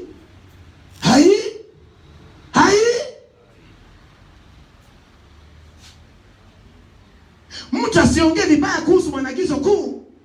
Tumetoka na agizo kuu mbali. Hapa kwa pamepauliwa hapa. Tulikuwa tunakodisha viti kutoka nje. Tulikuwa tunakaa kwenye jua. Mpaka leo tumenawiri. Ulikuwa hivyo wewe. Ulikuwa unaumwa wewe Flora. Ulikuwa unaumwa wewe. Umerebeka sasa, umekuwa madame wewe. Na mimi sikuwa hivi, nilikuwa nimekonda. Na niliona ni kipindi hicho. Nilikuwa nimekonda kama mtu mwenye ukimwi wewe. Leo hii na mashavu dodo hivi, halafu lete mchezo eti mtu aanze kuongea habari ya mama Bwato, aongea habari ya Joshua Kikomba, aongea habari ya Meda, mwambie toka zako hapa shetani. Mimi sikutambui wewe. Ondoka mbele yangu. Ndio maana huwezi kuongea habari ya mtu mwingine na mimi nitamuita. Haleluya. Nitamuita sasa hivi kachungaji yako Bwana akakai na maneno akana moyo na maini. Sina moyo na maini, lakini Yesu na Roho Mtakatifu ni moyo na maini yangu. Haleluya. Amen. Ukimwambia maneno akai na maneno, yani maneno anamwashawasha na acha niwashe tu, lakini asikae ndani yako kwa jina la Yesu. Amen. Mnaogopa, lakini maneno yenu yote nayajua. Hata kama nikisema kuchumbani mimi najua. Hata ukinisema chumbani najua, na kuangalia tu na kuona na kuonea huruma kwa sababu huna lolote. Na kujua vizuri sana kama si Yesu huwezi. Kama si tunachombeba tuwezi. Lakini sasa mnajinajisi. You are killing yourself now. I don't know what is not happening. Mpaka sasa hivi nimekuwa mpaka maadui za watu. Kuna watu watakuja kuniona. Nyinyi ni wazima ndio maana mtaki kuja kuniona. Haya. Siku shetani atawaminya vizuri, utanitafuta, hata mimi mwenyewe nitakataa wewe kuja kuniona. Nitakwambia Bwana funga 40, na mimi nimechoka na hizo 40 ambazo nataka nifunge. Unalia kabisa unataka kufanikiwa. Unafanikiwaje wakati watu ambao umewaweka kwako naye kaa, yani wanaekaa kwenye kundi lako ni wabaya? Wanatumia vitu visivyoeleweka. Ni watu wabaya kweli kweli, wanaongea matusi kweli kweli. Na watu sana hapa Kinyerezi. Nashangaa watu Kinyerezi. Hii Kinyerezi mimi nashangaa. Kinyerezi watu wamepona. Nani kwenye Kinyerezi hii ambayo Mungu hajagusa familia yake? Paka majirani ambao wanakunywa pombe. Ni wapi mtu aliumwa kwenye hao majirani? Sikuita nikaomba mtu akakaa vizuri. Lakini siku za Kinyerezi zimeshafika, zimeshapita. Sitaonekana Kinyerezi tena. Lakini ningekuwa watu wa Kinyerezi ningetamani agizo kuu siondoke Kinyerezi. Maana Kinyerezi, nilikuta Kinyerezi waganga ndio wanayetawala eneo hili. Nilikuta watu wanapigwa bastola, wananyang'anywa pesa mchana. Nilikuta kuna ulinzi, nilikuta pajachangamka barabara hii. Naondoka barabara imechangamka, imechangamka. Eneo imekuwa imejakuwa.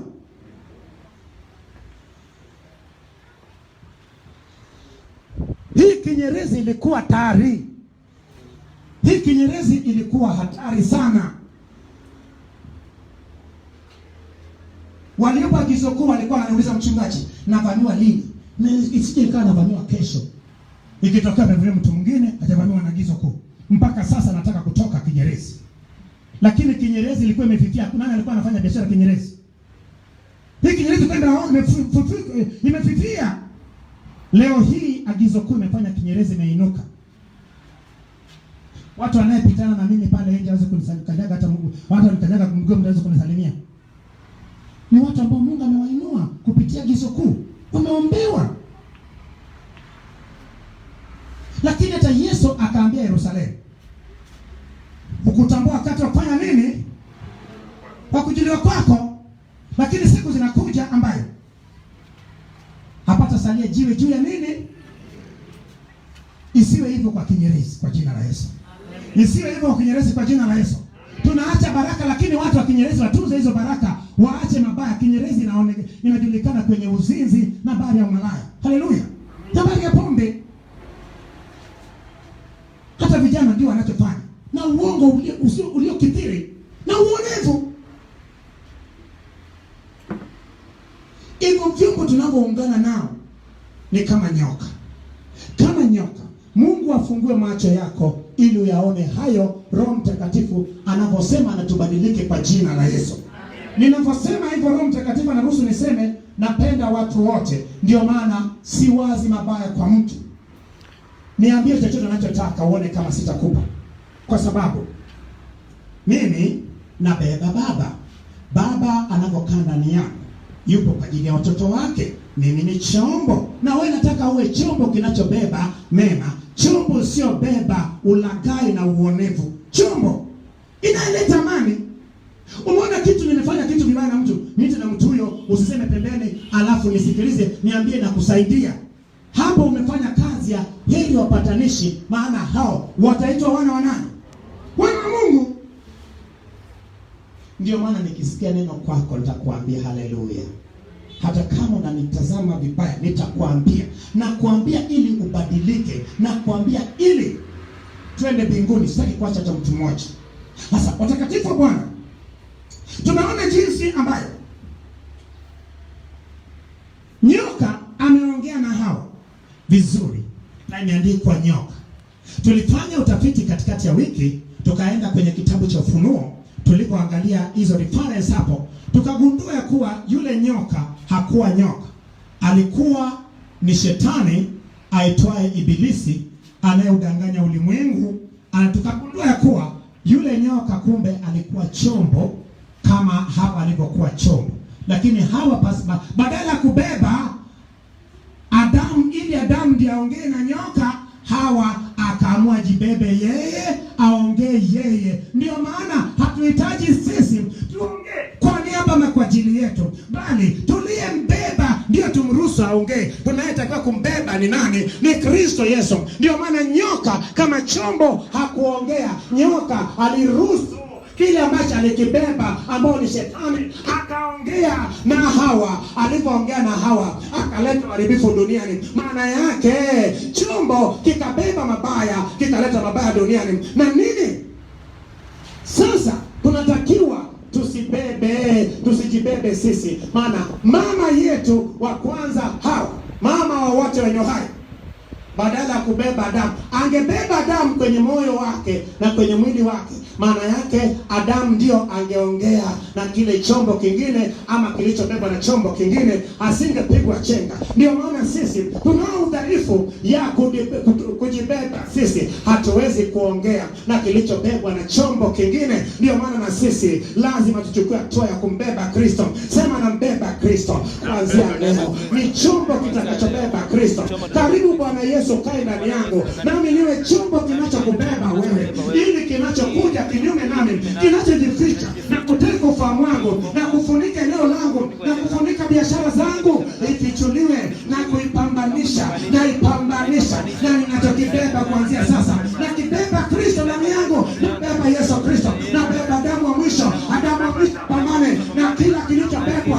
kwenye chombo cha aina yote, awe ni joka, awe ni jini, awe ni mzimu, awe ni roho chafu, awe ni mambo ya kiganga, yafichuliwe na yule anayembeba kuanzia sasa, na katika jina la anayembeba, na mtu mmoja sema amen. Amen. Usipombeba umekwisha. Ndio maana mimi nikiona watu nayeungana nao nacheka tu. Nacheka. Mimi naona sana kushangaa. Watu nayeungana nao ambao hata kama ukianza kumwa hawezi kukutengeneza, hawezi kukaa na wewe.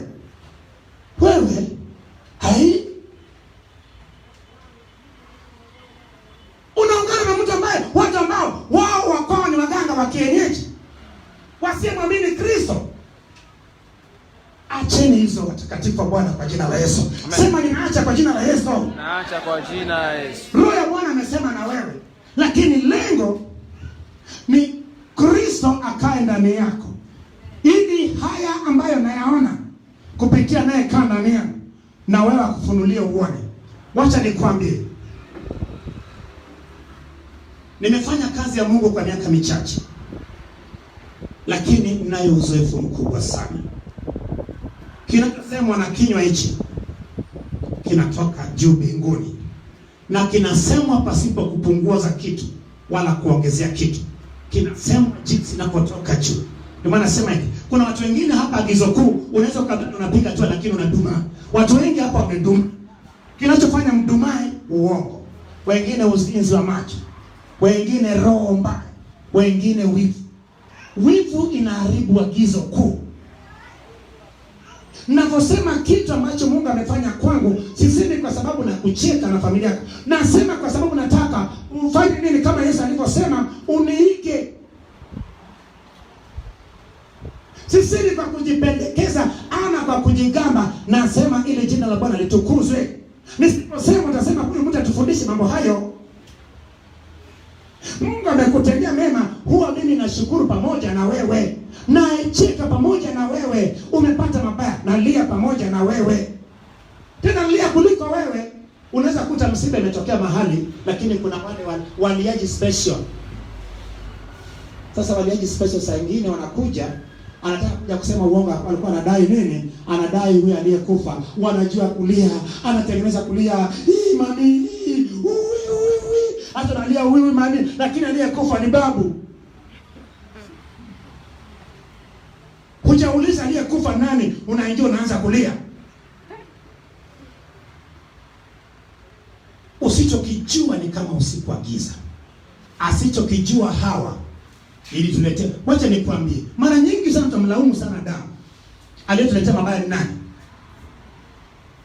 Aliyetuletea mabaya si Adamu. Ndio maana wamama wameharibu maeneo mengi sana, kama hujajua. Wamama ni waharibifu sana tu. Mamlaka yote ya familia na nyumba iko mkononi mwa mwanamke. Ndio maana Methali 14 mstari wa kwanza, nyumba inajengwa na mwanamke mwenye nini? Ndio ijengwe na mwanaume. Ukiona nyumba inaparanganyika, mwanamama hajasimama vizuri kiroho. Hata wewe watoto wako wasipokaa vizuri, jiwazie mara mbili, umesimama na maombi vizuri?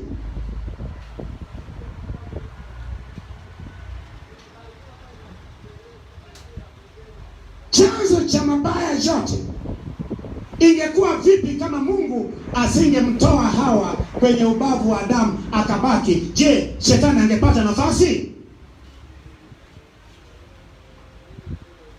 Nasema hivyo mama, Mungu awe pamoja nanyi na Mungu awatumie kwa ajili ya familia zenyu kwa jina la Yesu. Amen. Mungu awape hekima, muwe waombolezaji na kuomboleza kwa ajili ya watoto wenu na familia zenyu zikae vizuri kwa jina la Yesu.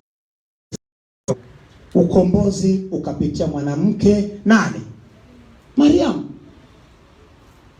Ukombozi ukapitia mwanamke, kanisa.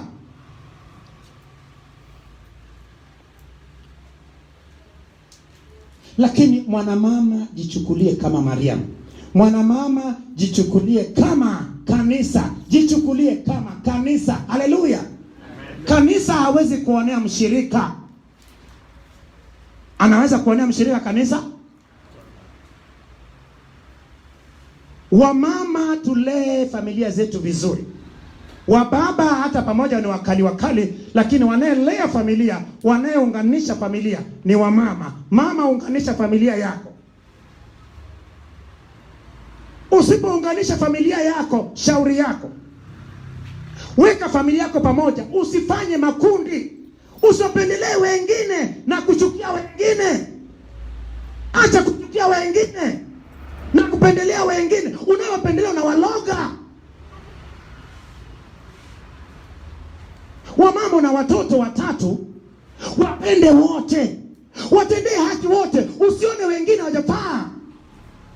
Hau mtoto wangu mdogo bwana, mimi sioni kama ananipendeza, maana mtoto wangu mdogo analialia. Acha hizo. Ni mtoto Mungu aliyekupa, ana baraka kwako. Ndio maana mimi agizo kuu, watu wote na waona sawa. Habari ya watu wote, mimi si bora, mimi ndio mdogo kuliko wote. Mimi ndio mdogo kuliko wote. Nyinyi ndio bora kuliko mimi.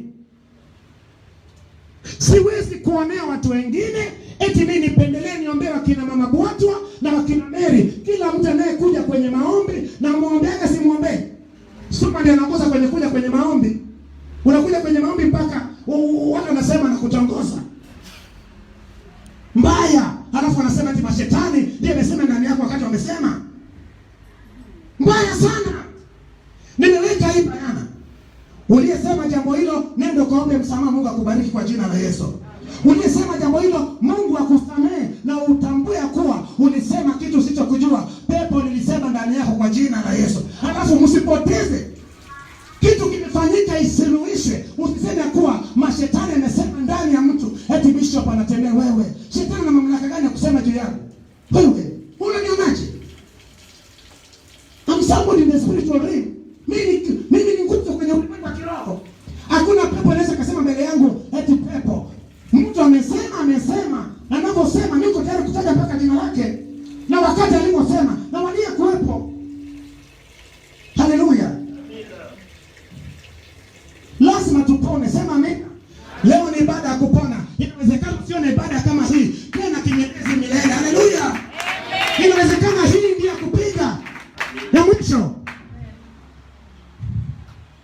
Nasema hivi, tuondoe mchezo, twende. Mimi nakwenda. Mimi nimeshakamata moto. Mimi nimeshaingia kwenye baraka za Bwana.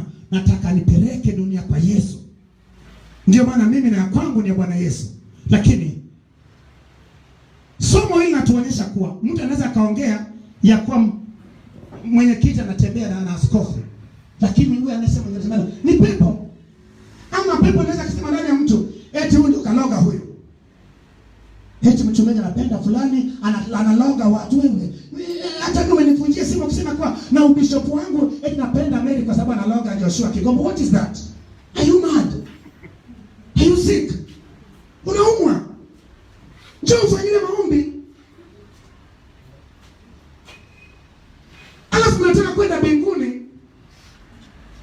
Mbingu ya nani? Haya mazoea ondoeni. Haleluya. Ondoeni mazoea, twende mbinguni kwa jina la Yesu. Mimi nawapenda wote na ninapoongea kitu kija na kuambia na siku iliyesemwa nani alikuwepo, wapi na wapi. Lengo la kusemwa ni 1, 2, 3. Anayesema natembea na huyo kama unataka nataka nitembee na wewe, leta ombi lako. Haleluya, itakonsidiwa vizuri sana. Haleluya. Wewe mbele alafu unasema natembea na fulani, si vizuri. Kama unataka wewe, njoo wewe uweke maombi yako kwanza, nipeleke mama kwa mbele ya mama bishop atoe majibu kwanza. Haleluya, ndio nije nikujibu. Haleluya.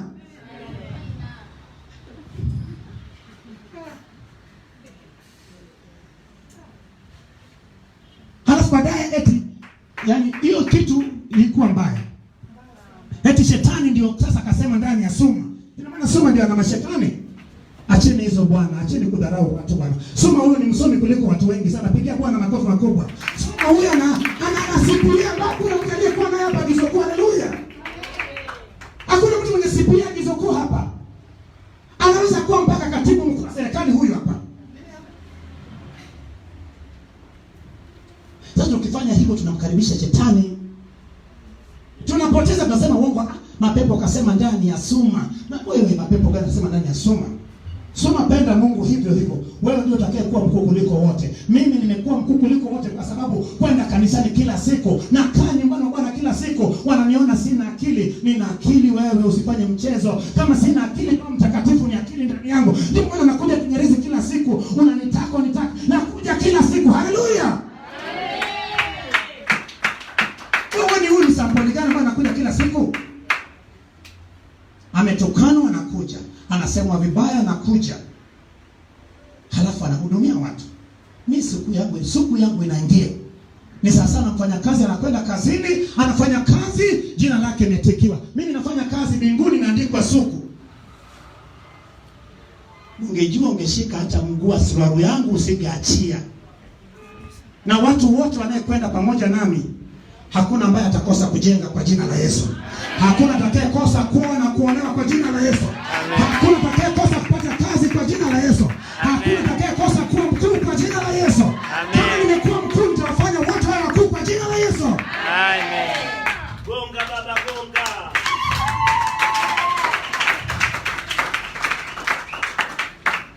Kama mimi Mungu amenisaidia nikajenga, siwezi kufanya Chipeta jenge. Tena kwa rais na nyumba nzuri. Sijaingia kwenye kipengele hicho. Kinakuja.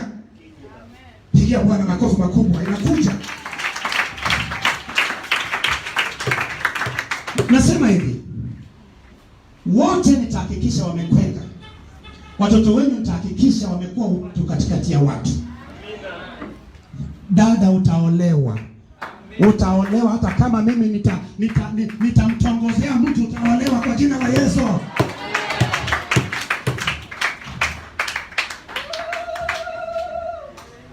Hata kama ni kuunganisha ndio nyaya za chanya na nini na hasi.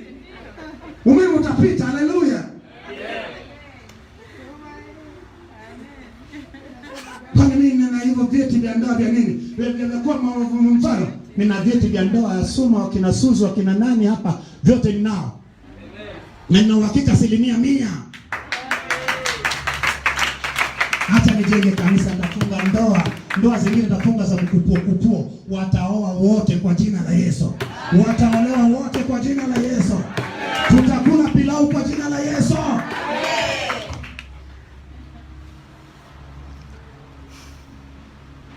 Sijui kwa nini Roho Mtakatifu amesema hivyo. Roho Mtakatifu anaposema hivyo maana yake anatuosha ili tuwe na mwanzo mpya. Inawezekana hiyo inafunga hatua zako, inafunga njia zako. Nimeona watu wengi sana wamefunga, sio wote wanapiga hatua. I don't see people making any further progress.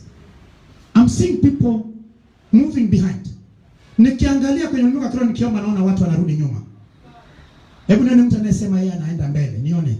Anasema mimi nakwenda mbele, naweza nikatoa naweza nikupa sababu 10 yanayoonyesha mimi nasonga mbele. Nione.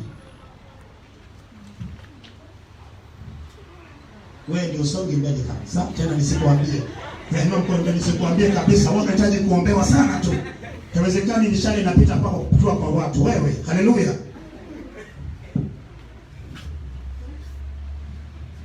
Takiwa tena uombewe sana, hiyo roho ya Uislamu itoke ndani yako. Naambiwa hapa kuna roho ya Uislamu haijavunjwa ndani yako. Wewe si ulikuwa Muislamu? Juma. Pigia Bwana makofi makubwa. niko very serious ninachokisema. Ndio maana hakuna mtu aliyepiga hatua hapa hata moja. Mimi tu ndio nimepiga hatua. Mimi tu nimepiga hatua kiroho. Na ndio maana Mungu anataka wote wapige hatua tena kuliko mimi, kwa jina la Yesu. Amen. Nione ambao yuko tayari kupiga hatua. Nataka niombe msamaha kwa ajili yako. Na ukitoka hapa, nenda kafanya hivi. Mimi ninavyoongea na mama askofu, ninavyoomba naye. Huyu mke wangu lakini naomba naye siku 7. Mama yangu mzazi naomba naye. Mtoto wangu na mtoto wangu naomba na. Wana familia yangu anaumwa tumbo, baba niombee tumbo naomba. Ninavyokuombea ndivyo ninavyoombea mama Joshua. Ndivyo ninavyoombea bibi yake Joshua. Bibi mzaa mama, bibi mzaa baba, ndivyo ninavyoombea. Na deal na watu, yani mama yangu na deal naye kama ninavyo deal na mshirika mwingine. Na yani nagawa haki bin sawa. Mungu amesema. Waswahili tumeambiwa hivi, tuwe na maarifa kama hao wana wa mataifa, wana maarifa kuliko wana wa nuruni. Ndio maana haya mambo Roho Mtakatifu anasema, usipoyasikia haya, mabaya yanakwenda kukupata. Yatakapokupata sasa hivi nitaambia watu kweli. Mwingine amefanya mabaya, amekuja sitakuombea. Nakwambia Bwana wewe funga mwenyewe siku 40. Kwa sababu ya hii ni 1 2 3 4. Takaa kwenye kiti pale kanisani asubuhi mpaka jioni na kuambia moto utawaka. Haleluya. Moto utawaka. Haleluya. Nendeni kwenye familia zenyu mkatengeneze. Sitaki kuita wanafamilia watanichukia kwa sababu eti mimi naunga wengine mkono.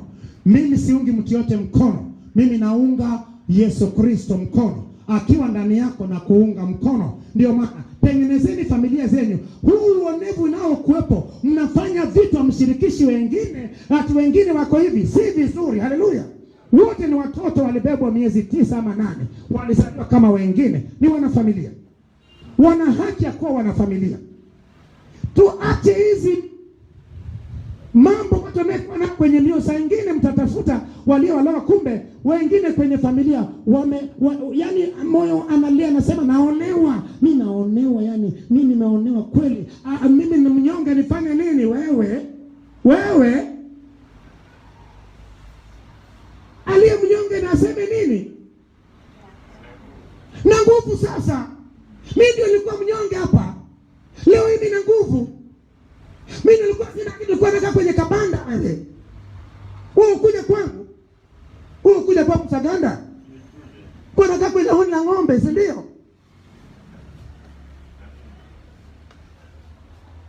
Nasema hivi. Nendeni mkapatane. Kama baba yupo, mama yupo. Mama hakikisha Yesu amekuwa ndani yako, ni mshauri wa jambo. Amua sahihi. Tusitenge wengine eti huyu bwana yeye anaongea sana ama aongei sana. Tuweke sawa. Na tusiwape watoto wengine mamlaka kuliko wengine. Ni watoto wote. Wana familia wote. Na tusionee wana familia. Watu wasitoke nje wafanye mkaonee wengine. Yanapofika kwangu, siwezi kuita wanafamilia tena, kuita wanajuso, kwa maana wataniona kama mimi mnoko. Lakini Roho Mtakatifu amesema kwa ujumla. Wamama ambao mna watoto wamekuwa, unganisheni watoto kabla hamjatangulia mbele ya haki. Na wababa, mnapoleta tofauti, mtakavokosa kuwepo, watoto hawatakuwa na umoja. Msijenge matabaka. Kama ni cha wote, ni cha wote. Haijalishi mtu yukoje, amesoma hajasoma. Kwenye habari ya wanafamilia kuna kusoma. Walipoitwa waliyesoma kwa Yesu, akaacha asiyesoma na shida na kondoo. Mungu aliyechaguliwa aliyekuwa na shida na nini? Na kondoo. Lakini waliyemaliza chuo na madigrii zao wakina Eliabu walibaki. Nani aliyekuja kufanya makuu mpaka leo yuko kwenye daftari la mbinguni? Ni aliyekuwa anachunga kondoo. Ndio maana aliyekuwa anadharauliwa kama mimi ndio sasa hivi ni mtu katikati ya watu. Unayemdharau unampa baraka zako. Wamedharau agizo kusubiri uone agizo kuu ijayo. Wait and you see. Ebu watakatifu wa Bwana, tukae vizuri. Tuambizane ukweli. Tupatane. mwisho wa awamu kwanza. Haiwezi kuchukua muda mrefu. Nimekudokeza kama tunavyoambiwa Yesu anakaribia kurudi. Tunakaribia kuwepo kwenye eneo jipya la kanisa. Hatujui Yesu anarudi jioni ama kesho. Hatujui agizo kuu inahamia leo ama kesho. Lakini muda wowote utakapoambia Bwana tunafanya maombi ya kuaga, tunakwenda kwenye mjengo mpya. Imekuwaje sitaki kujua. Siku Mungu akisema hata kama ikiwa jinsi ilivyo tutakwenda. Nasikiliza Mungu aseme ni kesho ama ni usiku. Kama ni usiku nakuja saa 6 usiku, nakuja kubeba kila kitu maana Mungu amesema. Haleluya. Amen. Nao sikia sasa zaidi ni sauti ya Mungu ya kuwa iwe saa ngapi na iwe lini, lakini saa imefika. Iweze kuchukua muda mrefu tena. Lakini maneno haya yanakuwa na nguvu kama maneno Yesu aliyesema kabla hajapaa juu pale katika mlima mlima Mzeituni. Ndio maana nasema hivi. Kaeni na familia zenu. Usidharau mtoto mdogo hata kama Caleb, baba Caleb. Wacha niwape ushuhuda. Kuna kitu ambayo baba Caleb aliwahi kufanya. Siwezi kutaja. Baba Caleb unisamehe sana. Kuna kitu inuka juu kuone wewe ni kiongozi. Kuna kitu huyu bwana aliwahi kufanya ambao ni kitu kibaya sana huyu bwana. Mimi nililia machozi huyu. Nililia machozi. Lakini nilimwambia nenda kaombe nani msamaha. Baada ya Mungu nikamwambia aende akaombe watoto wake msamaha. Na siku moja ukaja ukasema nimeomba msamaha Wina, nimeweka Wina chini na Caleb na mama yao nimeomba msamaha. Sijui kama ni kweli. Lakini nililia machozi. Lakini hilo jambo sagana jambo hilo haijakuangamiza kwa sababu ulikuwa mdogo ukakaa katika mapenzi ya Mungu. Vinginevyo ile ilikuwa inakuondosha. Ile ilikuwa inakuua kabisa kimwili. So ninaposema kitu, nasema kitu ambacho nimekuwa nikisimamia nikifanya. Huyu alienda kuomba, hebu ona Caleb kipindi cha alikuwa ajui atakuongea vizuri. Miaka miwili ndio hata kama najua, lakini alikuwa anaweza kuongea maneno lakini maana yake. Lakini nilimpeleka aombe watoto msamaha. Na aliomba msamaha akaleta, wewe unaweza ukasahau, ulete chini ya msalaba pale akuwa nimeomba msamaha hivi na hivi na hivi na hivi na hivi na nimekubaliana nifanye hivi na hivi. Na uliongea na Caleb na Wina. Tena maneno uliyoongea siwezi kusema uliniambia pale. Kama anaweza kaongea na watoto wake wadogo, ni kwa sababu nilimwambia aende akapatane na watoto wake wadogo. Umekuwa baba bora, ndio maana watoto wako watakusikia. Maneno yale yako kwao. Hata miaka 100 ikija bado anaishi. Baba aliwahi kutukalisha akaongea na sisi, maneno yale atakuwepo na kumbuka. Kaa chini tupigie Bwana makofi makubwa kwa kanisa gani. Ndio maana nendeni kae chini. Tunaye watoto, tuunganishe watoto wetu kuanzia sasa hivi. Na mama usiaminishe watoto kwa kitu. Usimwambie mtoto wewe ni bora kuliko huyu. Usimwambie wewe una akili kuliko huyu. Habari ya akili ni Yesu Kristo. Mimi sikuanga na akili kama unavyoweza kufikiria. Leo hii na akili kwa sababu na Yesu Kristo. Huyu asiyekuwa na akili anaweza kawa na akili kuliko mwenye akili. Kama mtu ana akili alafu hakuna anachokifanya, what is that? Mimi nasema hivi, Roho Mtakatifu anaweka sawa. Hakuna uonevu. Tukae vizuri, tutengeneze familia zetu. Amina. Msipotengeneza mimi siku moja nitaibuka na kuambia ukweli. Hata kama mtanifukuza na mapanga, lakini nitawaeleza ukweli. Na mtakapokataa, huo ukweli tawatafuna milele. Haleluya. Amina.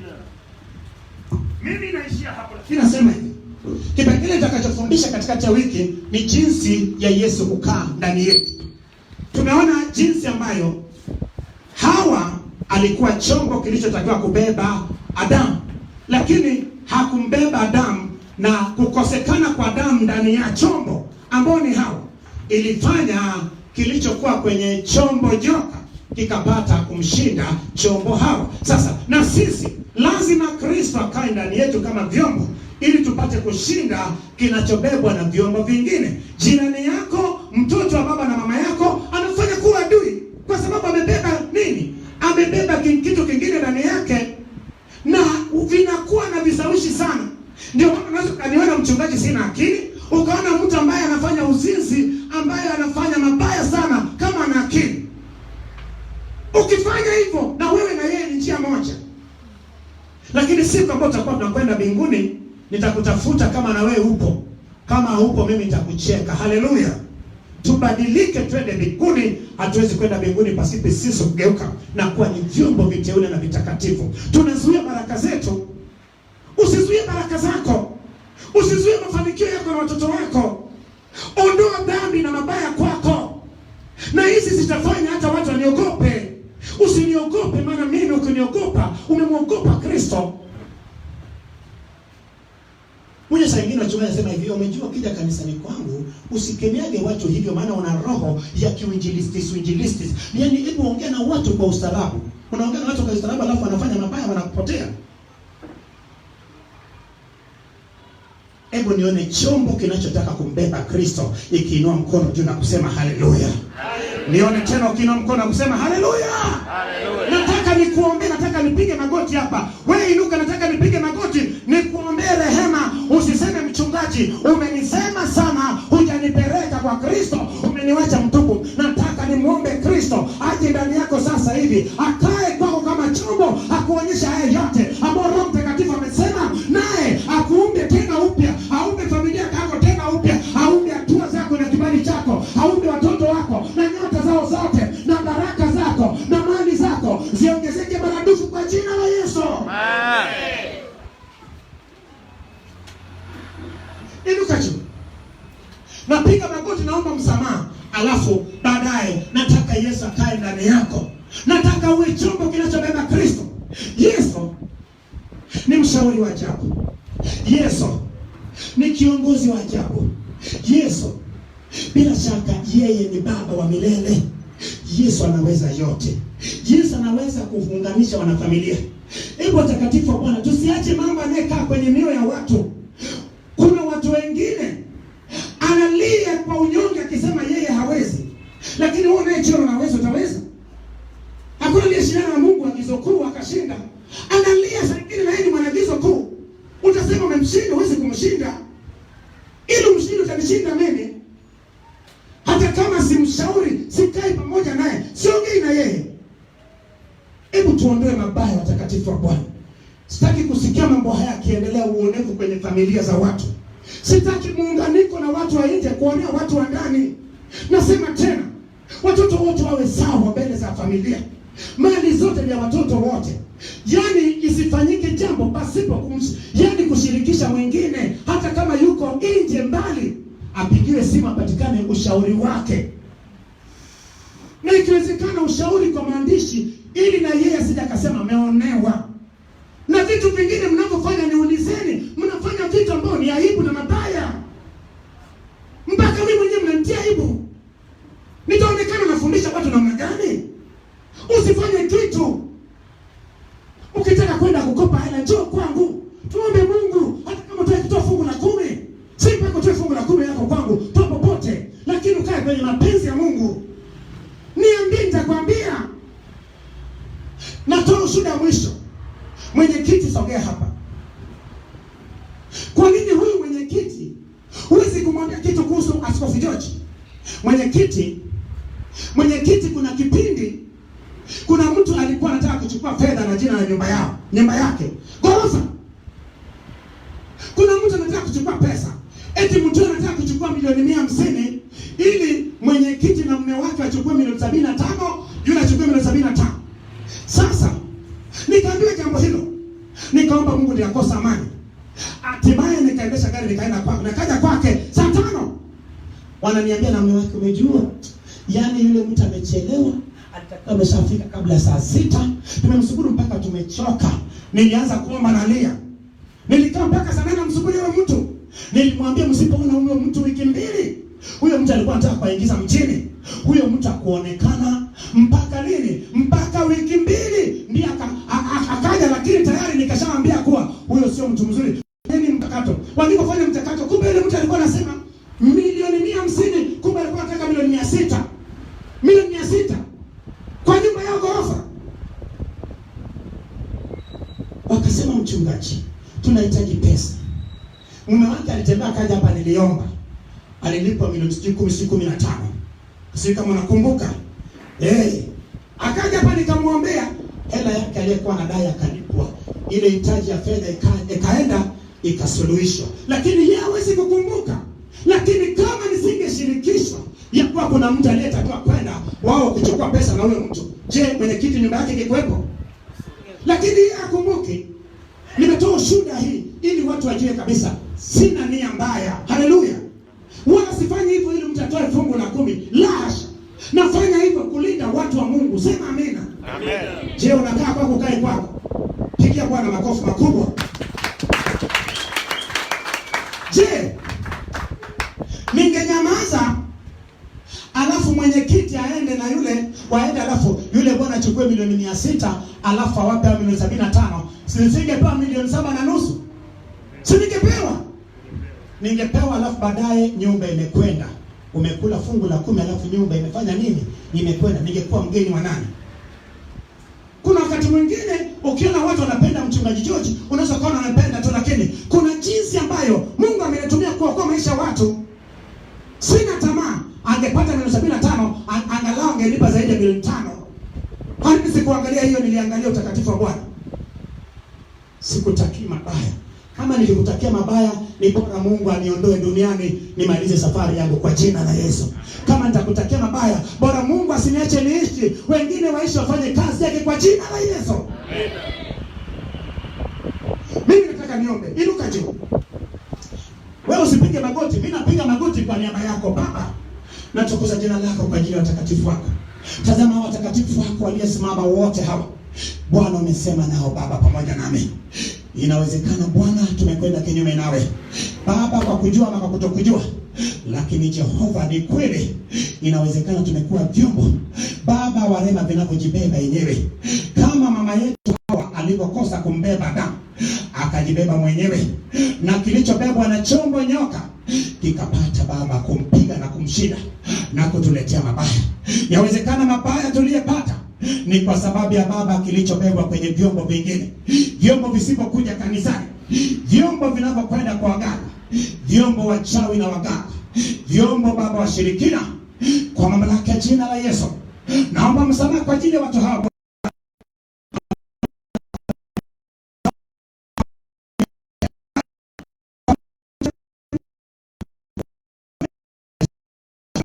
Roho na mwili wa watu hawa Bwana, ututakase Jehova, utuondolee mabaya Baba, maana Roho Mtakatifu ametukanya na kusema nasi Bwana, nasi tuko tayari Bwana kusikia neno lako.